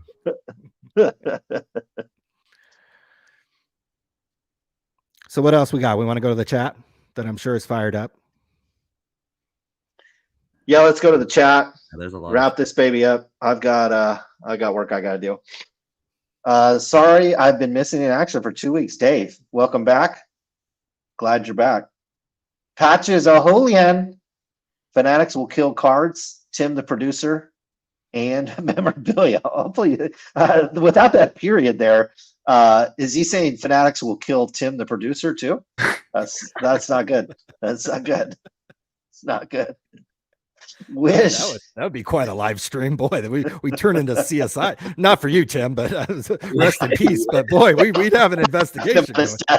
I live a good life. I'm cool with it. Wish it were colder. Must live out here in California. IDC, if Fanatics ruins the market, just means I can collect what I like cheaper. Sure. Yeah, so I don't care, I guess is what the kids are saying with IDC. But yeah, if you're a collector in this market and you're not one of these converted collectors, I mean, it doesn't really matter. I think this is great. This is great. I have more cards laying around my house now than ever before because of where these prices are coming. And it's I'm getting excited. Brian Gray is calling Topps cards trash. I think that's rich. This is very rich from Mr. Gray. That would be like I don't know. I don't know. I had a really good analogy there, but that'd be inappropriate if I say it. Rick Galves, Ryan's pimping, never simping. That is right. Yeah, it's pretty rare that I simp. Yeah, there's only a few girls that can crack the armor and that have cracked the armor. Betsy. So I'll say that. Betsy for sure. Betsy for sure. Betsy You miss a live stream for Betsy. You would miss a live stream. Miss a lot from. You wouldn't be missing. Never mind. Charles T. Down goes Holyfield. Big Deuce. Didn't your card store close down because you two ran out of money? Yeah, everybody ran out of money. The guy that owned the building. We didn't have any investors that were on the hook. We didn't blow 100,000 a month. We literally didn't even blow 100,000, bro. No PPP. No. So, well, here's investors. Here's probably the real story behind that. Is we wouldn't actually be sitting here right this second if the store didn't close. So the store closing is what led to Sports Card Radio and us putting in a lot of time into Sports Card Radio. And it just worked out. I'm not saying that you should go and open a business and have it not go well. But you know, if you were around and you had a business in 2007, 2008, look, Lehman Brothers, a month after we closed, Lehman Brothers went bankrupt. And that was probably maybe one of the greatest days of my life because I was sitting around my apartment thinking, man, I don't know how to do business. And then I saw Lehman Brothers, which I think was a top 10 company in the world in terms of value, all of a sudden went bankrupt, and they had thousands of employees pouring out of a Manhattan office with cardboard boxes. And I said to myself, holy crap, there's some stuff going on in the economy. And then obviously I spent the next, I haven't stopped since then, you know, digging into that actually started my love for the stock market as well. And I promise you, I whatever I quote lost or closed down on a card shop, I've made back by the factor of Mr. 9-figure bank account at this point in my life. We were also, for context, we were literally in our early 20s. Mike Giuseppe's in his 40s. He's literally our age right now. There's a big difference between blowing 50,000 on a card shop in 2006 and blowing $1.5 million that you got from SGC in a year. So, and like you said, we parlayed our failed card shop into one of the most successful sports card websites ever. We have made more money creating sports card content than literally almost anybody else other than Beckett and probably Cardboard Connection. I would say probably profit. We've probably made the most, not total revenue, but I would guess money in our pocket. We've probably made the highest. We have the highest gross margins in the business because So if Mike Gio can parlay at 40 years old, can parlay his failed card shop live where he dusted off $100,000 a month into a successful breaking business, and we're talking about it years later, that's fine. So yeah, we dusted off about $50,000 in our early 20s that then parlayed into a successful sports card website that has literally made millions of dollars and have people paying for advertising on our website this week. So there's that. There's context for everything. This just happened, and he literally dusted off $100,000 per month in about a year. And he's in his 40s. It's one thing to it's one thing to make business mistakes in your early 20s. That's when you learn. This is pretty strong. Again, if this was Jeff Wilson, if this was us, I'm sure there would be a snicker or two from the content creators around the internet. I'd probably be creating content too and be like, yep, I dusted off 1.5. It was awesome. I'd have some videotape of me and OnlyFans. I guarantee I'd have something special from her. I guarantee that. Ryan's OnlyFans with the 1.5 million. Billy Lump, maybe somebody from the Sports Card Live can call in and explain, I guess. Sounds like it's off brand for them. He needs to talk to his sellers and his buyers before he talks to me. That's what he needs to do. If Mike Gio just communicated literally with his top seller who pumped hundreds of thousands of dollars in revenue into his pocket and just talked to them and just dealt with them, I'm sure they would actually understand. Nobody's mad that the app closed. They're mad at how abruptly it closed. They're mad at this guy, and they're questioning his motives, considering he was literally setting up a competing business as this business was on the way out, and gave no notice to people that this was something that could happen. Months earlier he said it might shut down. I mean, come on. People were given like weeks notice. Lori Taylor with the $4.99. Thank you so much. I bet Fanatics paid him off to shut down and probably offered him a lot more product to break. That's possible. That's a good theory. He's in business with this guy now. So yeah, maybe he couldn't have a competing app or a competing business, so he shut it down. Sure. That would not shock me at all. That's possible. Tim says he'll run SCRbrakes.com. Should go register it real quick. Sports SCR Brakes. I'll buy into an SCR brake if it starts with Fleer product. That's right. We would only be breaking Fleer. 90s Fleer. Exactly. Who is Rachel? Rachel is her. Miss Rachel. Looking nice. Bang. Raquel. You think it's Raquel or Rachel? That could be Rachel. I have no idea. I am still in San Quentin as we speak. I refuse to buy any brakes on Fanatics Live, and my husband refuses to use it too. I have not bought any brakes myself either on Fanatics Live. Maybe one day we will. Dan the Card Man, I am disappointed we didn't see I've got $1.5 million to spend at the card show in 3 hours. Mojo would have done that video. That would have been a great video. Ryan's like, I got $1.5 million to spend on the north side of Las Vegas, or Mojo with the $1.5 million to spend at the card show. I'm sure Mojo would get more views. I'll also be the chairman of the board. Yes. Executive, the CFO, CEO, CTO. These guys that give themselves these titles in the hobby too, like CEO. That's a big red flag. I don't know if he said he was CEO of Sports Card Live, but if he said that, then that definitely predicted the president. No. President.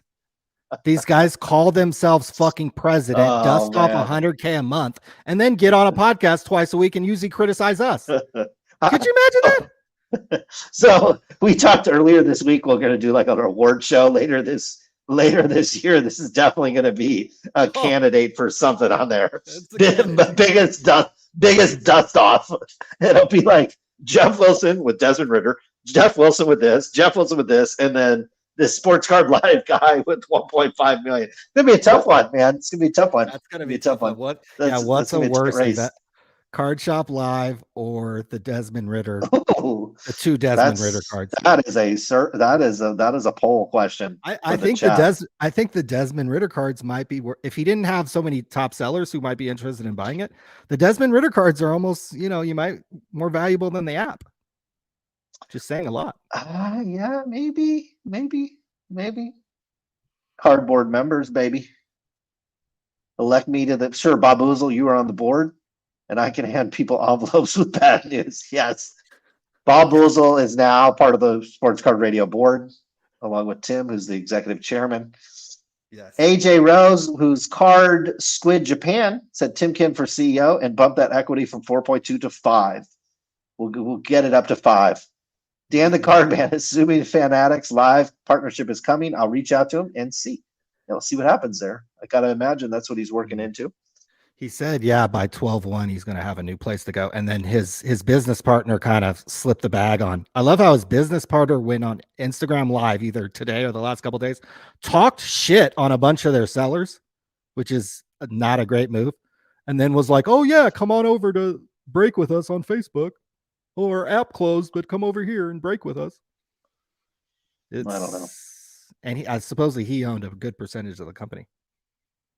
It seemed like they were actually trying to kill it off. Like they were just kind of done with it. They want to go do something else.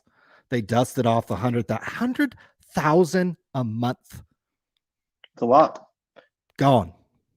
Hobby is just correcting. Show attendance is amazing, but shop traffic is down. But that's the holiday warm up. Yeah, you could. It's just tough out there. The thing is, I mean, people say that, and it's like, do you go to every show across the country? Are you popping into every state? Are you like that's why I like when I say the sports card market is crashing. I'm then gonna go bring up a bunch of price charts. Sports card shows have been popular for first of all forever, and there was a line at the National at the 2016 National. There was a line to get in. The 2017 one in fucking Atlantic City in the ghetto, there was a huge line to get into that one. That's all the way back here on this chart, if you guys can see. This is 2016, 2017. This was well before Gary Vee, Jeff Wilson, DJ Ski, Steve Aoki came into the business. Card shows have been popular for a long time. And yeah, with this big a run-up, there better still be a few people going to shows. So unless there's hard data and I'm seeing attendance numbers, verified attendance numbers like a fucking stadium, I don't want to hear that fucking card shows are fine. And how do you know? How do you know? Sounds like just a bunch of, BS I just think it's these guys say. I think it's just, I mean, to me, it's like, I'm not sensitive to it, but I see what the gas prices are. I see what, if you had to rent right now, what that would be. I see what food and boxes of cereal cost and stuff. And man, it reminds me of when we were like 25, 26 years old. And I was probably 60 pounds lighter because I couldn't afford to eat. So it's tough out there. And until you get a turn in gas prices and all this other stuff going down, people just don't have the extra money to buy these cards. That incremental buyer is not going to step up and buy these. Like, who's going to step in and buy these cards? I don't see that. I don't see the incremental buyer stepping in. If you were buying Kobe's a year ago, 2 years ago, 3 years ago, you probably can still buy them. But like that, like semi-modern, hyped up player, I just don't see that incremental buyer coming in when you've got $7 gas, $2,000 apartment. Okay, my man. Appreciate it, Tim. Thank you. We'll see you next week. Chairman of the board. How's that lawsuit with Jeff and SCR? Did you hear the cricket sound? Did you hear the cricket sound when I asked that question? Okay, yeah. So that should tell you how it's going, guys. This is why I need a soundboard. This is why I need a soundboard. Yeah, we'll get you one. All right. If they exist, I'll buy it. All right, later. Okay, we'll see you. Thank you. How's the lawsuit with insert name and SCR? And you can play a cricket sound, guys. No one's suing us. No one would want to sue us. They wouldn't win. The great state of California is a great place to live.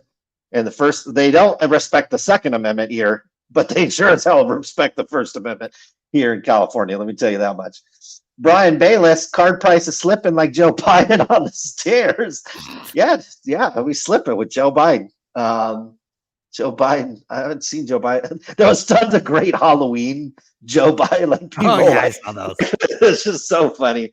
And I'm all about look, I see this and I'm like, I'm actually I don't know, it makes me, I don't know to say, because I can picture this, this could be someone's dad, this could be someone's just because he's the president. It's like, I mean, I don't vote for Joe Biden. I'm not going to vote for Joe Biden, but at the same time,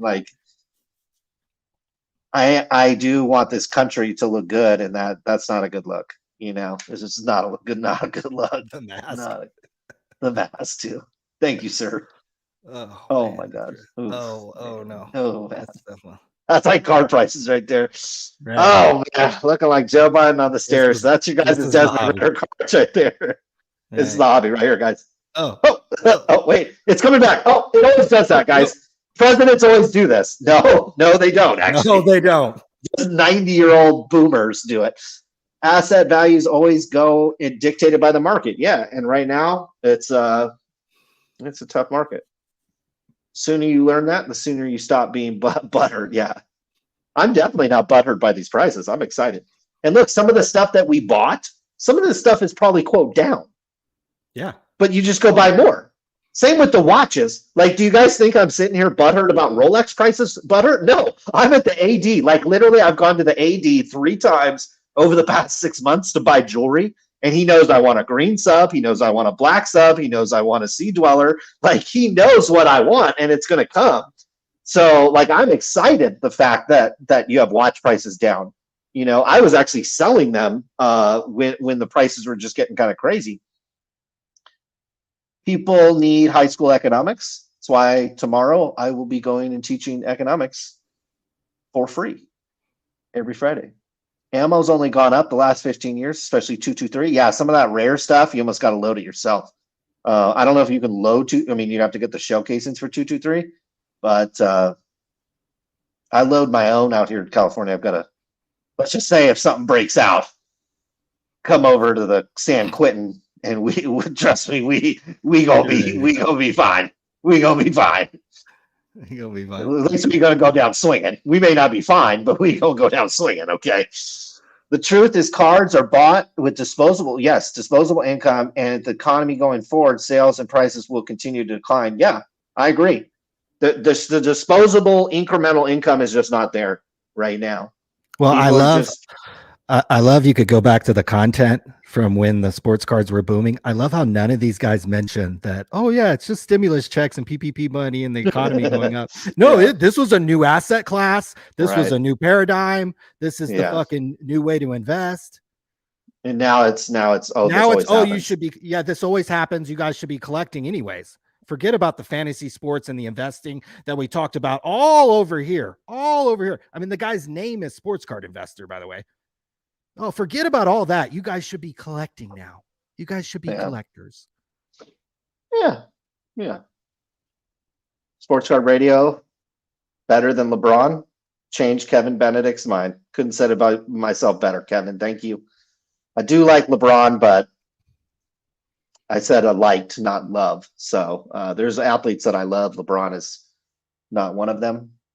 Cardboard dreams. People are still choosing to spend their money on Mac Jones Kaboom or downtown. Really? People are doing that instead of getting a Montana or Rice rookie at decent grades. Yeah. So we don't have any high grade Montana rookies over here, but we do have some low grade ones. And we've been picking up the Montana autographs because I feel like the Montana autographs are not going for. And I think I have a couple more of these. Actually, I have like a 5 and a 2, but it's like, man, these are just so cheap right now. We have an autograph version. I think that's over in the safe. But we're kind of picking that stuff up. And Mac Jones, I mean, Mac Jones is a backup. Mac Jones is a backup. 96%. Yeah. Even from that's from the high, but it's like even from like the midpoint, you were still just like, in the tank there. And we've seen this through our whole lives, Even quarterbacks that were like semi-good, like Carson Palmer, like it's just that there's guys and there's guys that aren't. And Mac Jones is clear, like he ain't a guy. And it's not that I don't like the Patriots. I mean, I've seen many quarterbacks for the Cincinnati Bengals where I'm like, he ain't him. I think we have one now. I try to look at it as objectively as possible. And I was at the Niner game last week and had great seats. And trust me, some of those throws, guys, high level. Well, you don't have to go back very far to find a quarterback who is him. So Sure. on the Patriots. I mean, look at that chart. Yeah, I actually think that's not a bad buy. SER should starts a React channel. Yeah, good idea. Honestly, I'm here for the money, baby. Any updates on your participation in the Netflix show? I have not. Mr. 9-figure bank account has not reached out to Sports Card Radio. I have had no contact with Mr. 9-figure bank account. He has not reached out and asked for our participation yet on the next look. So I'm assuming they're just getting with our agents and our board of directors. That's right. And our team over here at Sports Card Radio and working out the details and negotiating the contract. And the Netflix crew will be over here any moment, and we'll be filming that very, very soon. We lacked humility tonight. I don't know what humility is, honestly.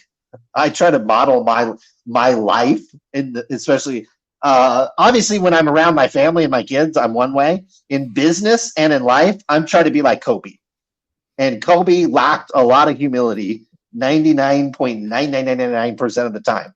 Okay? I tell you what, I saw this dude dump off 100,000 a month, and I just, it all went out the window. What's I and I also had, instead of doing my normal duty and trying to contact girls like Rachel, I did have several phone conversations today with people from Card Shop Live, and so probably some of my comments are just kind of echoing kind of conversations I had with them. And so I would certainly, if I was a seller of this site, look, businesses come and go. I've had more than one business go out of business. I've never had a business that I dusted off 100,000 a month after raising 1.5, but I think sellers are frustrated, and the fact that I got contacted should tell you all that you need to know. Businesses come and go in this hobby, and I don't get contacted. Sellers are upset, buyers are upset. And there's some things I think, at least to your investors and your sellers, you owe some answers to. You maybe don't need to owe it to Sports Card Radio. You don't need to owe it to the content world. But to the people who are funding your $100,000 a month grift, we need to come up with our own $100,000 a month grift. I guarantee it. Again, I'm being dead serious. Any of you fucking companies out there got 1.5 million laying around, and you want to dump it off? Let's do it. I'll quit. App. I'll do 12. Not 12 hours a day, but I'll do fucking 8 hours a day for 1.5. I'll get you all kinds of traffic for 1.5. So we got all kinds of websites that we can drive traffic to you. I've got a website that's popping now. I thought it was dead. Now it's popping. I got websites with 1,000 comments on them. Fuck, I mean, yeah. I got whatever you want. Oh man. Yeah, so things are good. Humility is not in the Sports Card Radio vocabulary, and I don't think people want to tune in and see that anyways. That's for all that other positivity content out there. We let those guys be humility warriors, and hey, Card Shop Live, baby. We did have a comment from the hobby hero himself. Okay, Ty Wilson. Okay, what did he say? He said this yesterday. He says, have had a lot of conversations with large sellers the past few weeks. There's definitely been a massive shift in the sports card marketplace. The number of folks running away from cards is far outnumbering the number of folks running to cards and the hobby. I'd sum it up with two words: buyer's remorse. So Jeff Wilson, Ty Wilson this week have come to the realization that we are in a market crash. Now, if you listen to the people who create the price guide, they're going to tell you that this is all normal. I would argue that you could look at any of these charts and they do not look normal. They certainly do not. These look like 1991, 1992, 1993, 1994 charts. So we literally have to go back before they kept prices on this website to see a wild upward swing and then a wild crash, multiple year crash down. So I think we got more time to go. Again, I made a video earlier this year where I said sports card prices would go down for another 2 years. Here to chat if you want. I think you should chat with your sellers. The questions if you want to come on, that's fine. I would have to dip out though, because I've got shit I got to do here pretty soon. I personally think I would ask the same questions that I asked in the DM. This side business that he had going on. I think he's saying 100K a month. He says it's not even close, except when I do the math, not a math expert, Ryan, but he secured a 1.5 million seed round and now he closed. So Maybe they return some money to investors. I don't know. But the math to me, you go from September to November, that's about $100K a month if you burn through the 1.5 seed round. If there's money left over, then that's fine. And it was returned to investors or rolled into a new business or a new venture. I don't know, but 1.5 million starting in September. My guess, you announced the funding. You might have gotten it in August. We're looking at about 15 months time. That is about $100,000 per month. It's not very hard to do. Even if it's 50,000, even if it's 50,000 a month, where did all the money go? Maybe even 5. Okay, like you can have a pretty darn good business spending $5K a month, like on online ads and having Filipino VAs. Now you've got ChatGPT and AI doing a ton of work for you. So I don't necessarily think, and if you got 1.5 and you didn't spend it all and you closed the app, I don't know. It doesn't seem like that great of a business, but look, everybody's run businesses and they haven't turned out great. But 1.5 million over 15 months is about 100,000 a month. Well, it doesn't take a genius. And then he goes on the podcast and says that his biggest problem was he didn't raise enough money. How much fucking money did you need? Right. If 1.5 wasn't enough and you closed and you're saying you didn't spend 100K, it's a little confusing to me. If you want to drop a link, Ryan, that's on you. That's fine. I'm not trying to duck out, but I don't want to be up till like 1 a.m. for the second morning in a row. I'll post the link in the thing. Okay. Drop the chat. Says he's spoken with sellers and investors, but if you guys want the facts, he says he's happy to share. So there's the link, Mr. Sports Card. What's this guy's name?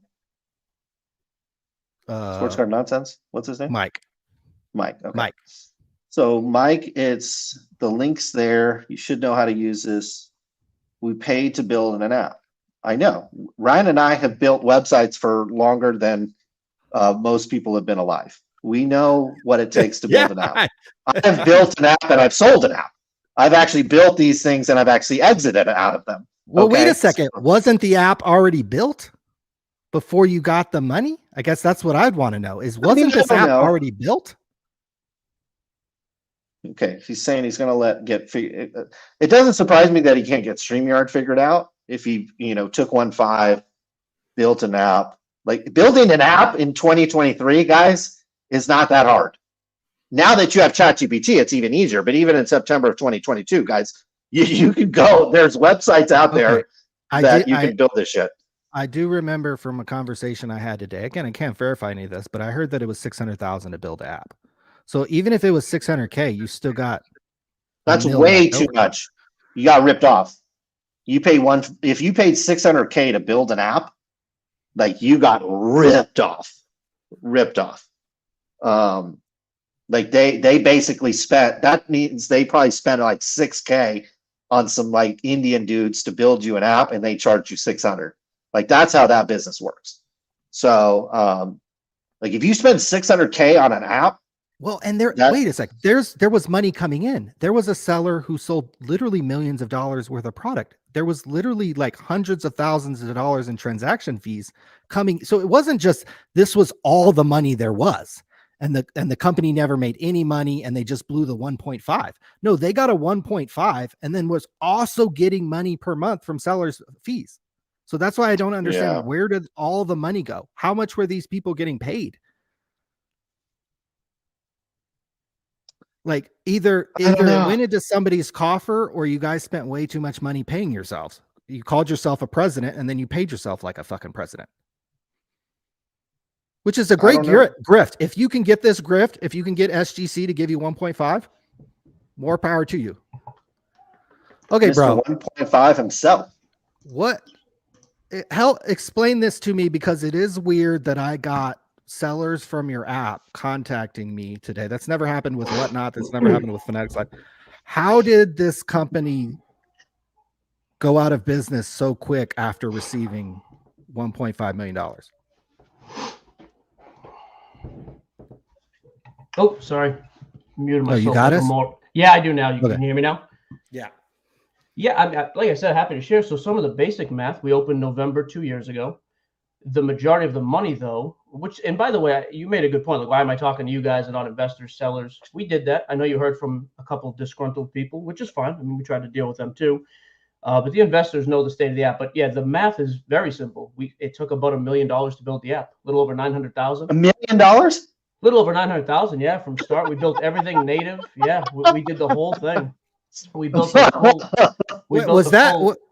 Is that just on salaries or to the cost to build the app? Oh yeah, I heard the cost to build the app over 2 years. The app, the maintenance every month. Yeah, it was. We built the whole web that was native, the whole web version. So there's a back end there. We built the whole app on the phone, so you can do both. There's a reason Fanatics doesn't have Android yet. It's expensive. We had Android from day one. We figured it was worth it to do it. Salaries, though, we talked about this on the podcast today.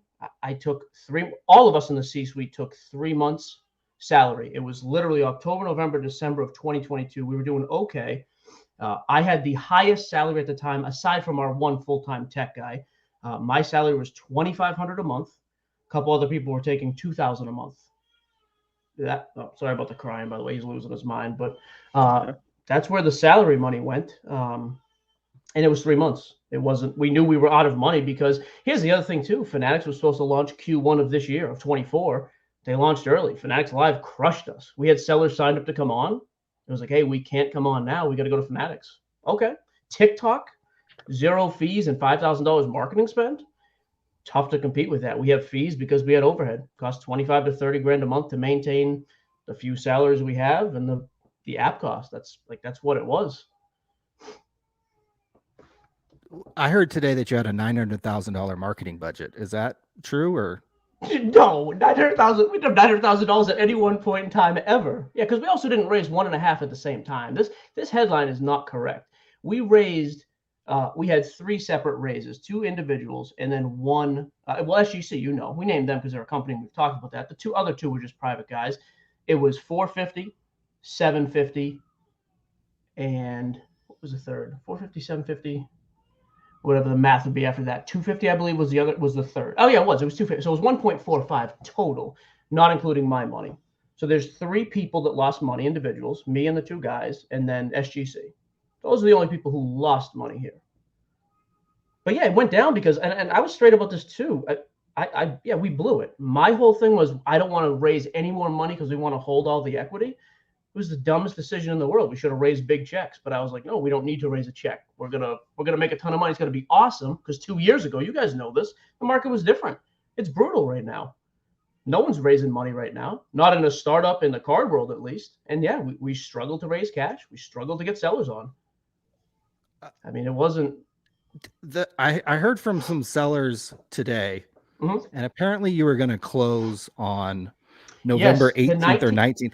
So here's I saw you guys comment this too. Hey, we never announced it. This is the wild part. We had a confidential board meeting and we all decided, the 6 of us, that would be the best thing. Let's give 3 weeks. I can help. I still have contacts at Whatnot, TikTok, and Fanatics. We can help sellers find a landing spot. That night, and I can't name names specifically because there is legal bullcrap. I'm not trying to duck stuff. Someone decided to tell all the sellers, hey, we're closing shop. And within 24 hours, sellers said, hey, if you're shutting down 3 weeks, we got to leave right now. I gave them my blessing. Just leave. It totally makes sense. If we're closing down. So I said, we're not going to do everything renews the 3rd of the month. So November 3rd, the credit card that's in my name, personally guaranteed, so I'm going to eat that bill, is like $28,000 to run this thing for all of November. We're already losing money, and now we're going to have no revenue? No chance. And if everybody's leaving anyways, hey, I understand. You got to do what you got to do for your business. Go somewhere else. A couple of the guys landed on TikTok and are killing it. I'm happy for them, but I'm not going to pay to keep this thing running for another month when we're just hemorrhaging money. But so then why did you tell people you were going to keep it running then? That never happened. Again, we were going to announce on the 6th, hey guys, I was going to tell sellers a day or two before that, the official announcement on the podcast and socials on the 6th of November, hey guys, in 2 weeks we're done. Give everybody time to settle down, get where they're going to go. But then when I got calls from sellers that night after, a confidential meeting, hey, we're leaving. You guys are shutting down. And by the way, the thing was already slow. Breaks were tough to fill, especially for the smaller sellers. We had no marketing spend the last 8 months because we didn't have any money, not because we blew it on salaries or anything else. We didn't have any offers. By the way, somebody said we got a $600,000 offer. We would sell this thing. Well, I can't vote down any offer myself. I'm one board member. Second, 600 grand. I would take half of that right now from somebody so I could give investors money back. Period. We 600,000 is laughable. I would take that tomorrow. We'd take less than that. None of your sellers came to you, because you could understand why they maybe would want to keep the platform going because it's something they've used for a long time. None of them have come to you and said, "Hey, they have. Is there a way to keep this going?" Yeah, but that was multiple. I mean, I've had conversations with 3 to 4, and the answer was the same. Guys, I understand what you're saying. I had 100. Well, I'll just tell you, I said on the pod anyway, so it don't matter. I had 120,000 of my own money I was willing to lose and set on fire if this thing went under. We're at that number, and we're losing 8 to 10,000 a month. And there's because let me ask you this too. Realistically, if you're a seller right now, I don't care if you guys hate breakers, don't like whatever, but if you're a breaker right now making money, why would you come to a startup that has no marketing spend right now when you could go to TikTok, Whatnot, or Fanatics Live? Honest question. That's the meeting I'm having all week. How do you convince people to come sell? Okay, we could do no fees for maybe 90 days, but we can't really afford it. So maybe that'll help. We offered equity. Well, yeah, but it's still a tiny startup. We don't need equity.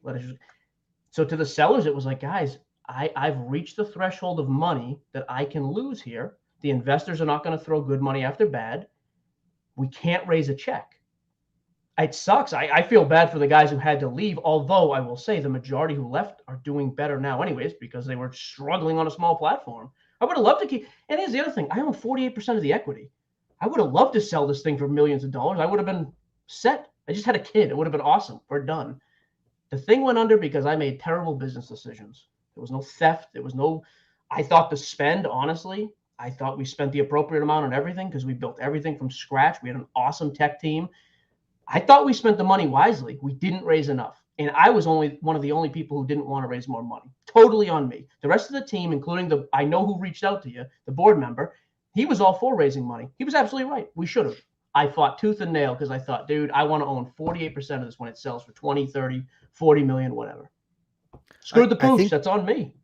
I think what people were also frustrated, they were frustrated in the fact that they thought they were going to have until the 18th or 19th to continue to use the site. But no one, that's again the disconnect. Nobody knew that date outside of the 6 board members and myself. But you don't think you should, you don't think just, and I don't care about the fucking credit card bill. You don't think just for the people, the buyers and sellers who have been loyal to you, that you should keep the site open for a little more than a couple days? The majority were leaving. Literally the night of the board meeting is when I got the calls. We have, and just to be clear too, we have 4 sellers who are doing significant amounts of money. One of them is me. I was the number 1 seller the last few months. The second was Eddie, SCN Breaks. You had him on the show. So me and Eddie are business partners. That's never been a secret. SCN Breaks, the Facebook group. I sold him that in 2020 and maintained 20%. I've come into some extra cash the past few years with the podcast. So I said, hey, let me fund this thing and buy more allocations and build this thing up, and you can break. So me and him are now 50-50 on that. He was going to go back to Facebook. Langy Breaks, one of our other big sellers, is on TikTok, had 682 people tonight in his room. He's doing great. And Flushing Breaks. Now, we had a handful of smaller sellers who were live on a bunch of other platforms. No problem. But even then, it was, hey, guys, again, this is worst case scenario. But that's why we weren't telling people that either, is, hey, let's give them 3 weeks. You tell people that night after a confidential meeting, they all leave because they're smart. But you can't, here's the other problem I have. You can't be the one that does that and works against it and then be like, oh, I can't believe he's shutting down. You know why we're shutting down. And by the way, I know why they contacted you. I would. If there was a scandal in the hobby, just to be clear, you guys have the biggest audience on YouTube, not close. I always say there's us, there's you, and there's Jeff in no particular order. Jeff's not going to report a scandal or expose things like this. It's not a podcast story. It's my podcast. You're not going to come to us. You absolutely go to Sports Card Radio. Very simple. You guys have a huge audience. Where else would this get any traction? I get why they came to you. But I'm also, man, I think, Ryan, we've interacted a little bit in DMs. People may not like me. That's fine. I come across arrogant and haughty, and I made terrible business decisions in this one business. Fine. But I'm not going to sit back and, like, I read the 900,000 mark, and I just laughed. Like, what are you talking about? And if I got a $600,000 offer, fine, like we would have, like I didn't take an offer, someone said, because I didn't like the guy making the offer. I don't own the LLC. Like that's not how that works. Like I can't not present it to a board. They presented to a board. They all would have said yes, including myself. So guys can bash it, rip it. I get it, no problem. But that's the facts. Like it was pretty simple.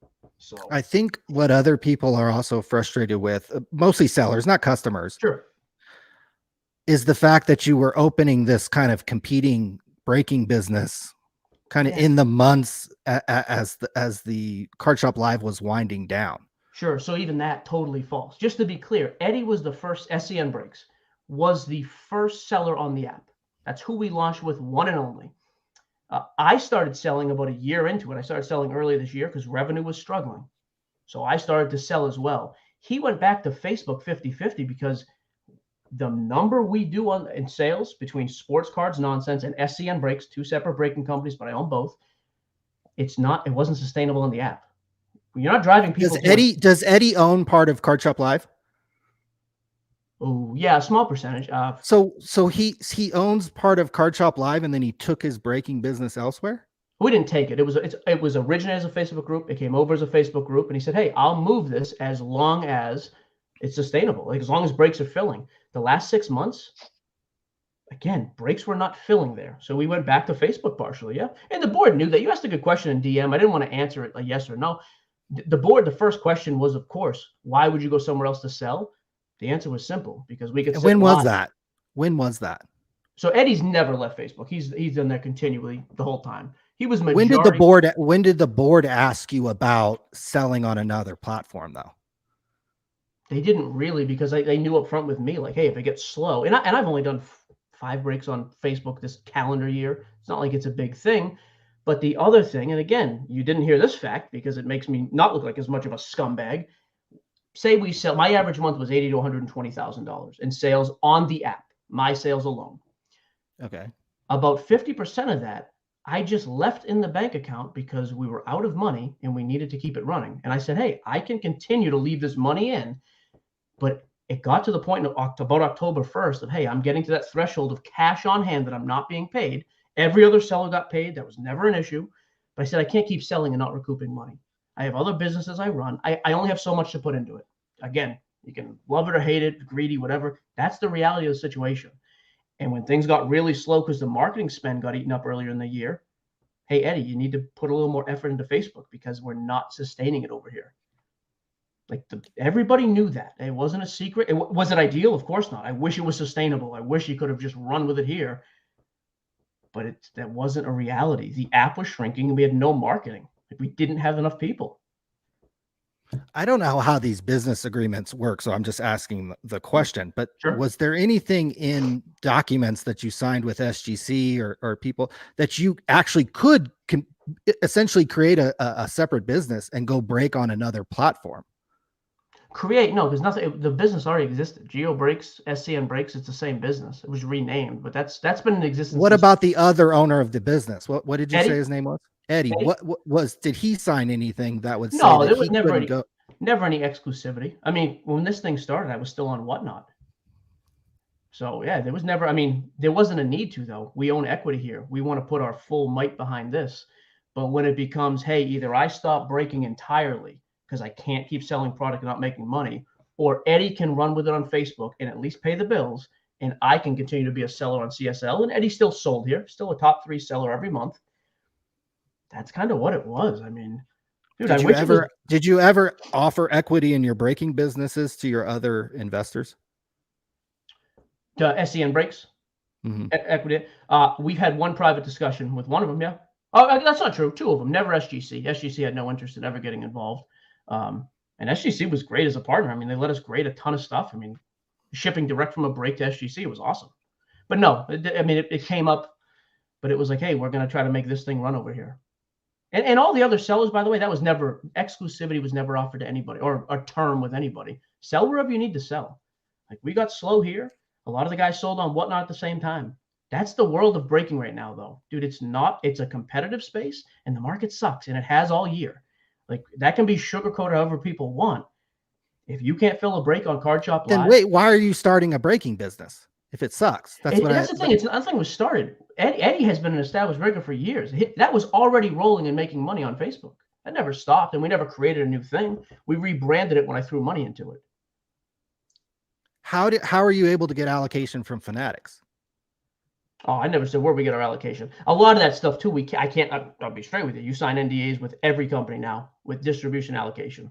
Are you business partners with Tim from Slab Strong? Tim McGee, the big hat? Uh-huh. Yeah, he literally lives with me here in Tennessee. He helps me. Yeah, he helps me break. He helps me with the back end with shipping when I break. Yeah, we're not business partners on any equity, but yeah, he's just a good friend from. I need somebody to come down here and help me with breaking. Yep. Okay. I know Tim's got the Jeff connection, and you guys hate that, which is fine.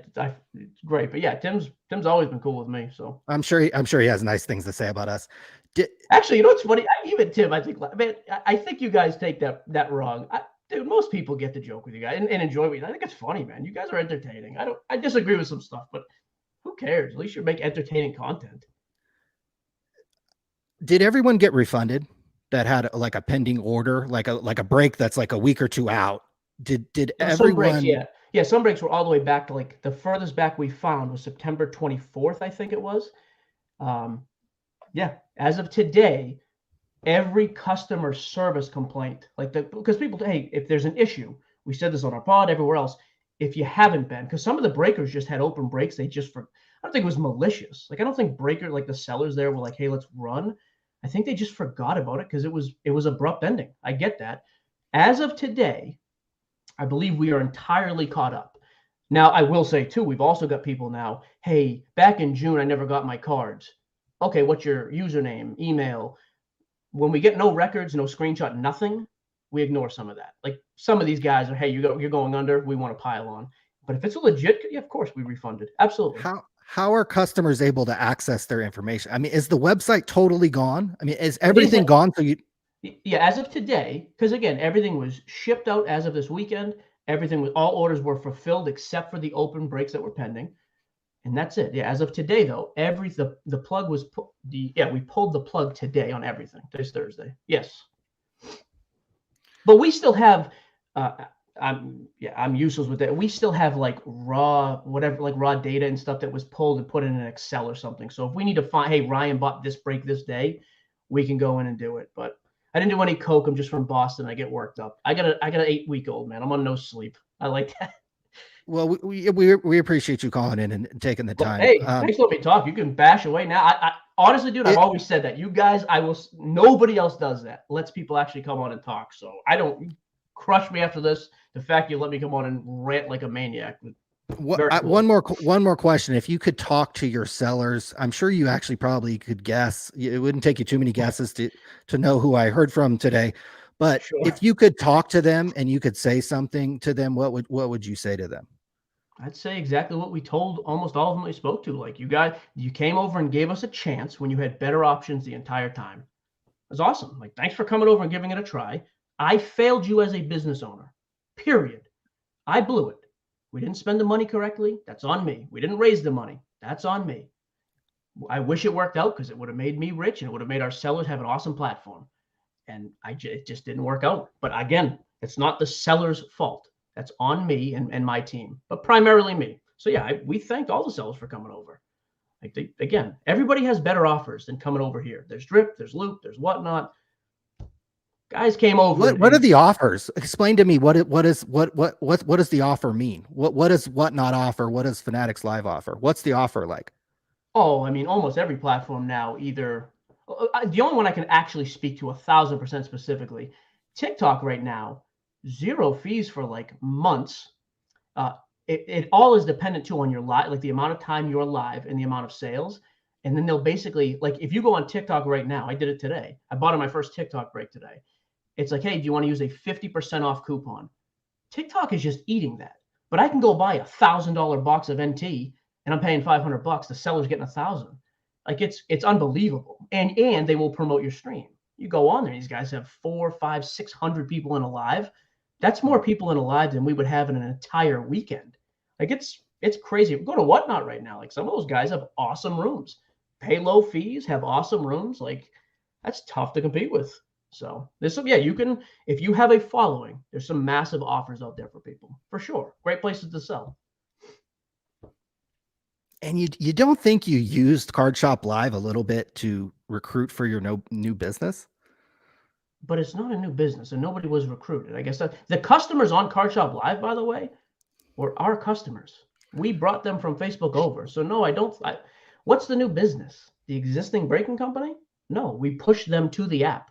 The other thing that people don't understand about an app either, though, most guys get on there and after a day or two, you're paying the tax rate in your state for every purchase and you pay shipping.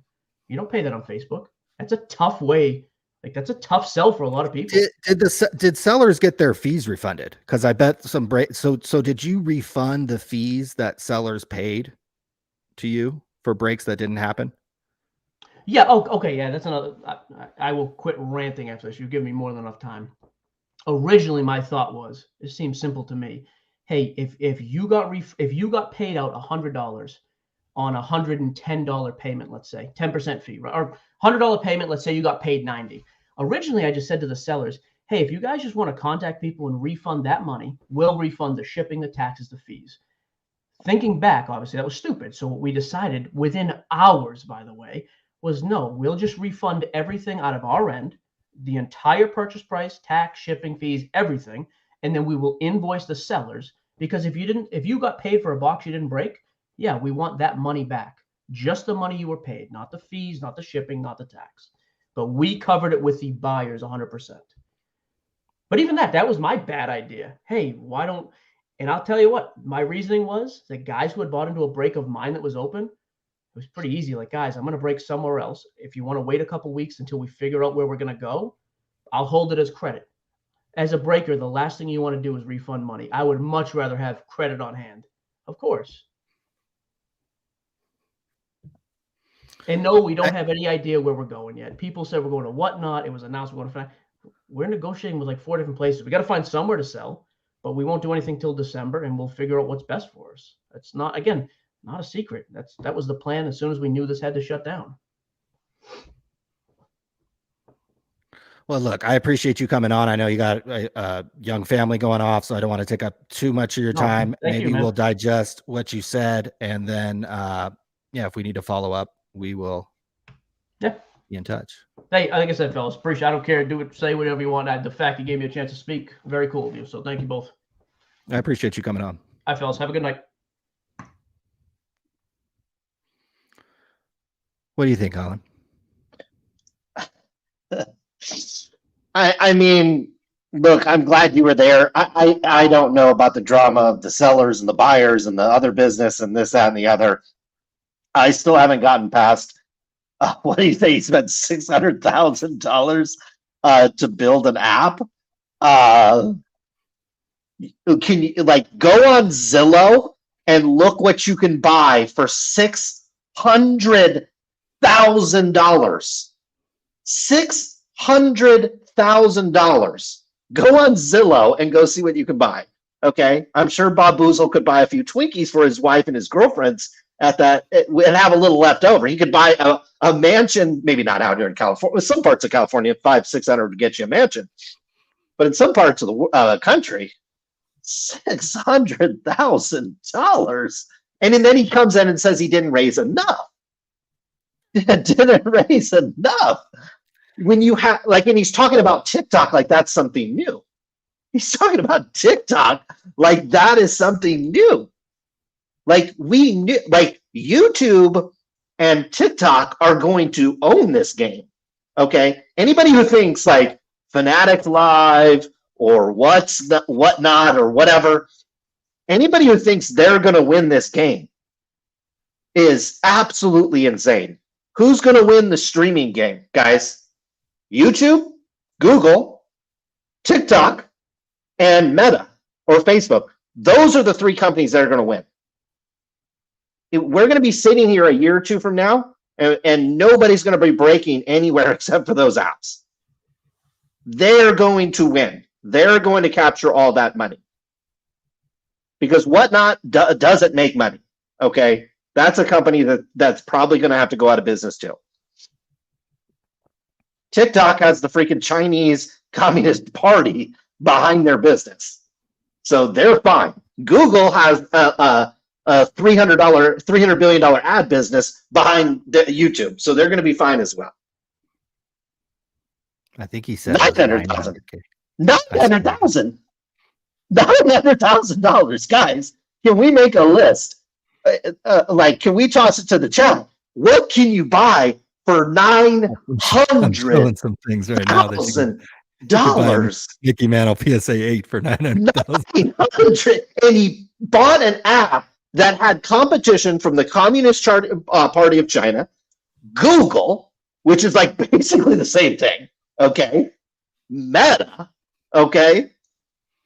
Like, are we absolutely nuts? So I couldn't get past that. I don't care. Like, I don't want to say like I don't care, but all the other minutia and the details, after you say you pay that much for an app this is not 2008 when the iPhone just launched. We're talking about 2023 when there's literally white label app platforms out there that do this. Off the shelf, open source, white label streaming apps with a bidding function. Like off the shelf. $900,000. And then he says he needed to raise more money. And it's like, no. You lit so much money on fire, you should actually be sitting back and thanking God you didn't light even more money on fire. Because I don't care how much money you threw at this, you're not going to overtake TikTok. They don't care. They're going to have 50% off coupons for days. Okay? And if Meta wants to come in and compete on this business, they will. And if Google wants to come in and compete on this business, guess who Google invested in? Google invested into Whatnot. And why does Google invest into these companies? They don't invest in them to go watch them have an exit and all this. No, Google watches them. And when they start having success, they say, that company we invested in, we can create a competing product. We can press 2 buttons and have that on YouTube. And then press a notification out to 18 million people. And all of a sudden, that's why they do it. Just doesn't seem like, again, like, I don't know what you guys are doing. If you're sitting around a room and you're smoking a bunch of stuff or what, and makes you think this is a good idea to spend your money on. Because I know we're going back a year, and this is regardless of the card market. TikTok was a thing last year, okay? YouTube was a thing last year. Meta is a thing last year. Well, and you knew Fanatics was coming down the pike. Fanatics is not going to sell all this product and not have a selling platform to sell it on.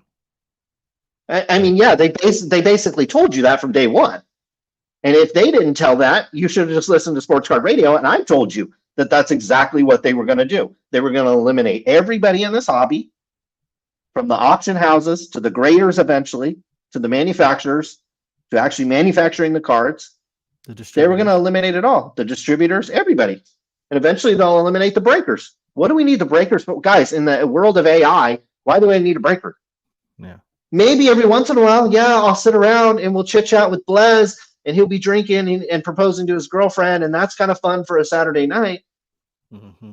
But we'll be sitting here a year from now, and the AI is going to break the boxes for us, guys. The AI is going to do everything. So why do we even need a breaker? Why do we even need to go live? You guys can't sell this stuff. He's saying breaks are hard to fill right now.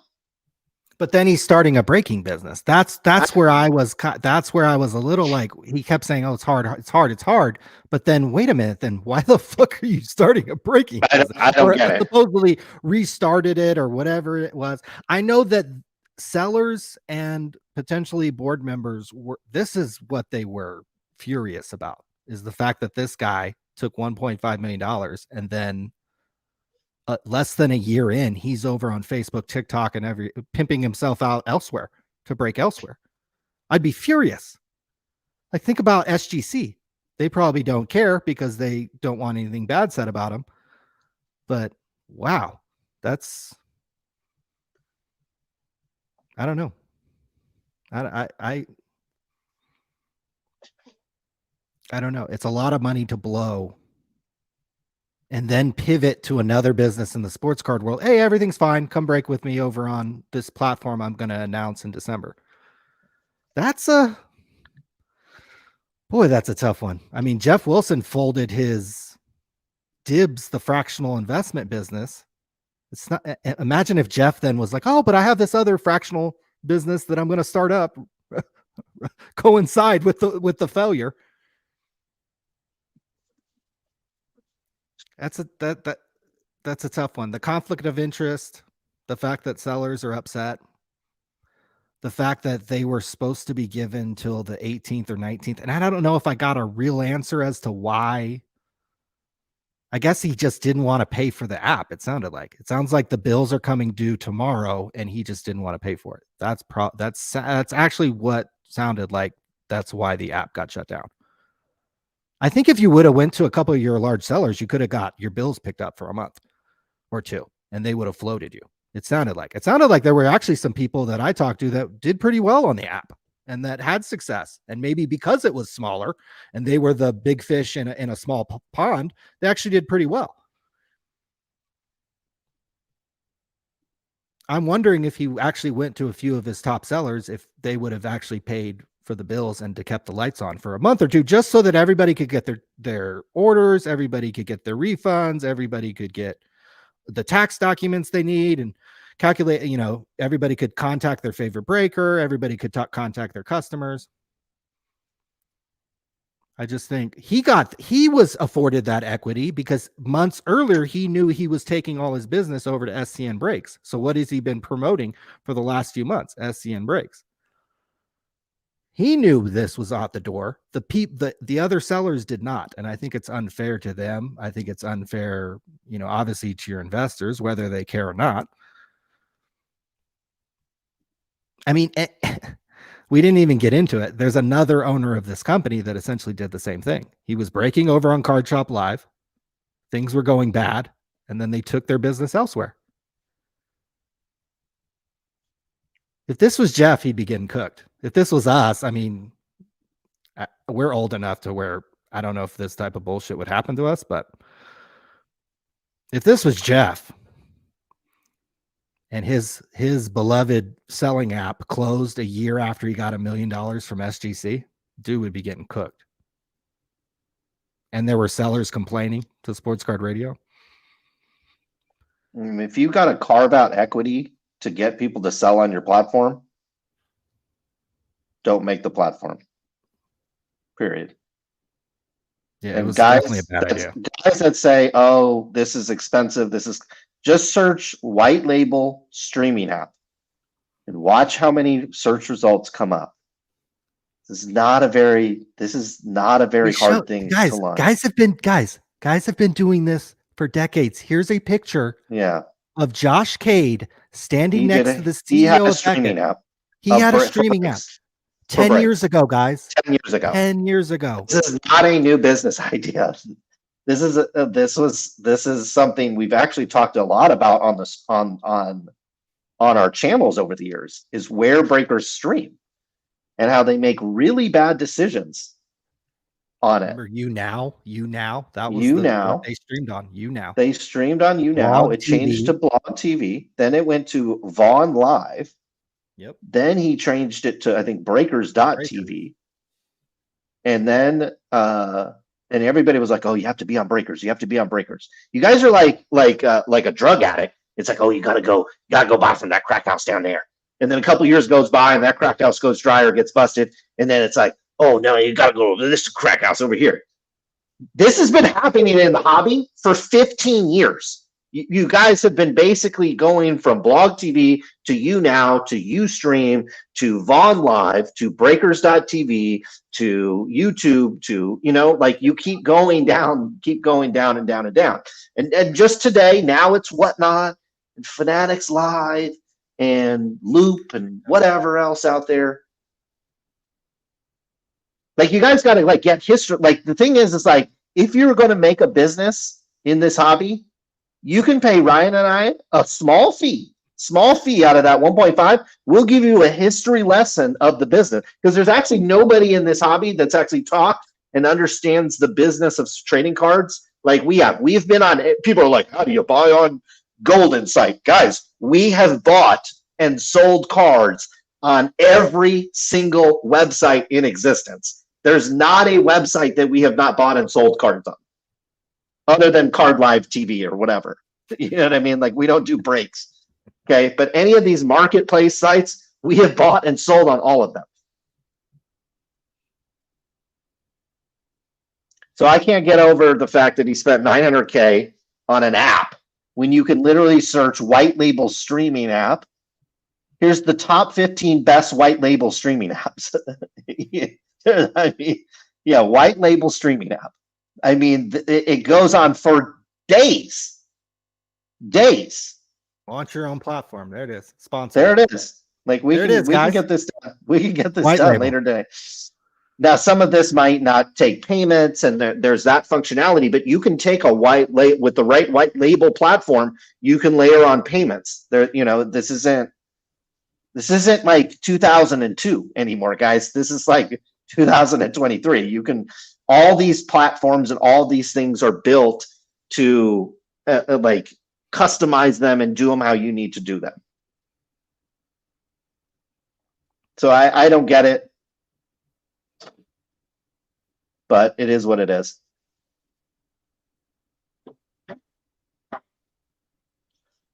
Well, I tell you what, I gotta cut out here. But so do I. We extended the show. I appreciate everybody for tuning in. Thank you so much. We'll obviously be back. Are we back next week, or what's we are not? I think we're both actually going to be out of town. Yeah. Okay. We'll put a video out, but don't look for a live stream on Thursday unless Jeff Wilson gets indicted for PPP fraud, and then we will make a special appearance.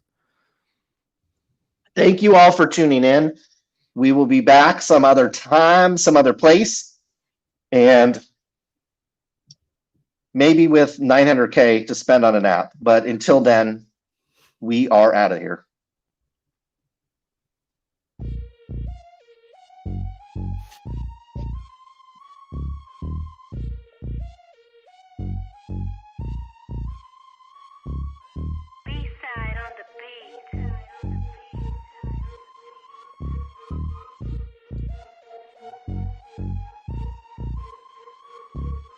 What's going on with that PPP? You done a lot of talking, not a lot to see. Up in the millions like 2.3, but Jeff got it all, getting off scot-free. Try to talk tips like we talking about stock, but you're talking about men printed on called stock. When you open your mouth, I take it with a grain of salt, cause the market's down and you're a clown, it's all your fault. You ruined the hobby I love with your bullshit. Jeff Wilson. You ruined the hobby I love with your bullshit.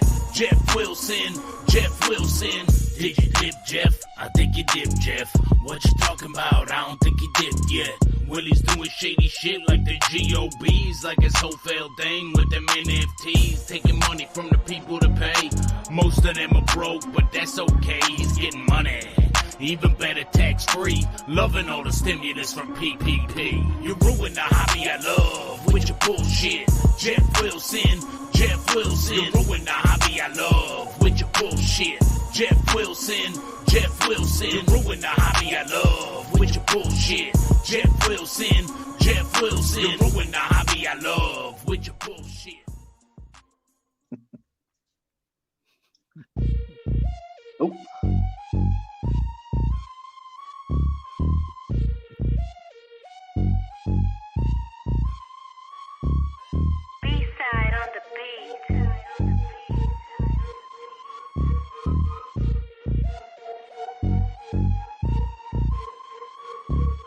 What's going on with that PPP? You done a lot of talking, not a lot to see. Up in the millions like 2.3, but Jeff got it all, getting off scot-free. Try to talk tips like we talking about stock, but you're talking about men printed on called stock. When you open your mouth, I take it with a grain of salt, cause the market's down and you're a clown, it's all your fault. You ruined the hobby I love with your bullshit. Jeff Wilson. You ruined the hobby I love with your bullshit. Jeff Wilson. Did you dip, Jeff? I think you dipped, Jeff. What you talking about? I don't think you dipped yet. Willie's doing shady shit like the GOBs, like his whole failed thing with them NFTs, of them are broke, but that's okay, he's getting money. Even better, tax-free, loving all the stimulus from PPP. You ruin the hobby I love with your bullshit. Jeff Wilson. You ruin the hobby I love with your bullshit. Jeff Wilson. You ruin the hobby I love with your bullshit. Jeff Wilson. You ruin the hobby I love with your bullshit. Peace out, gentlemen, ladies, Rachel.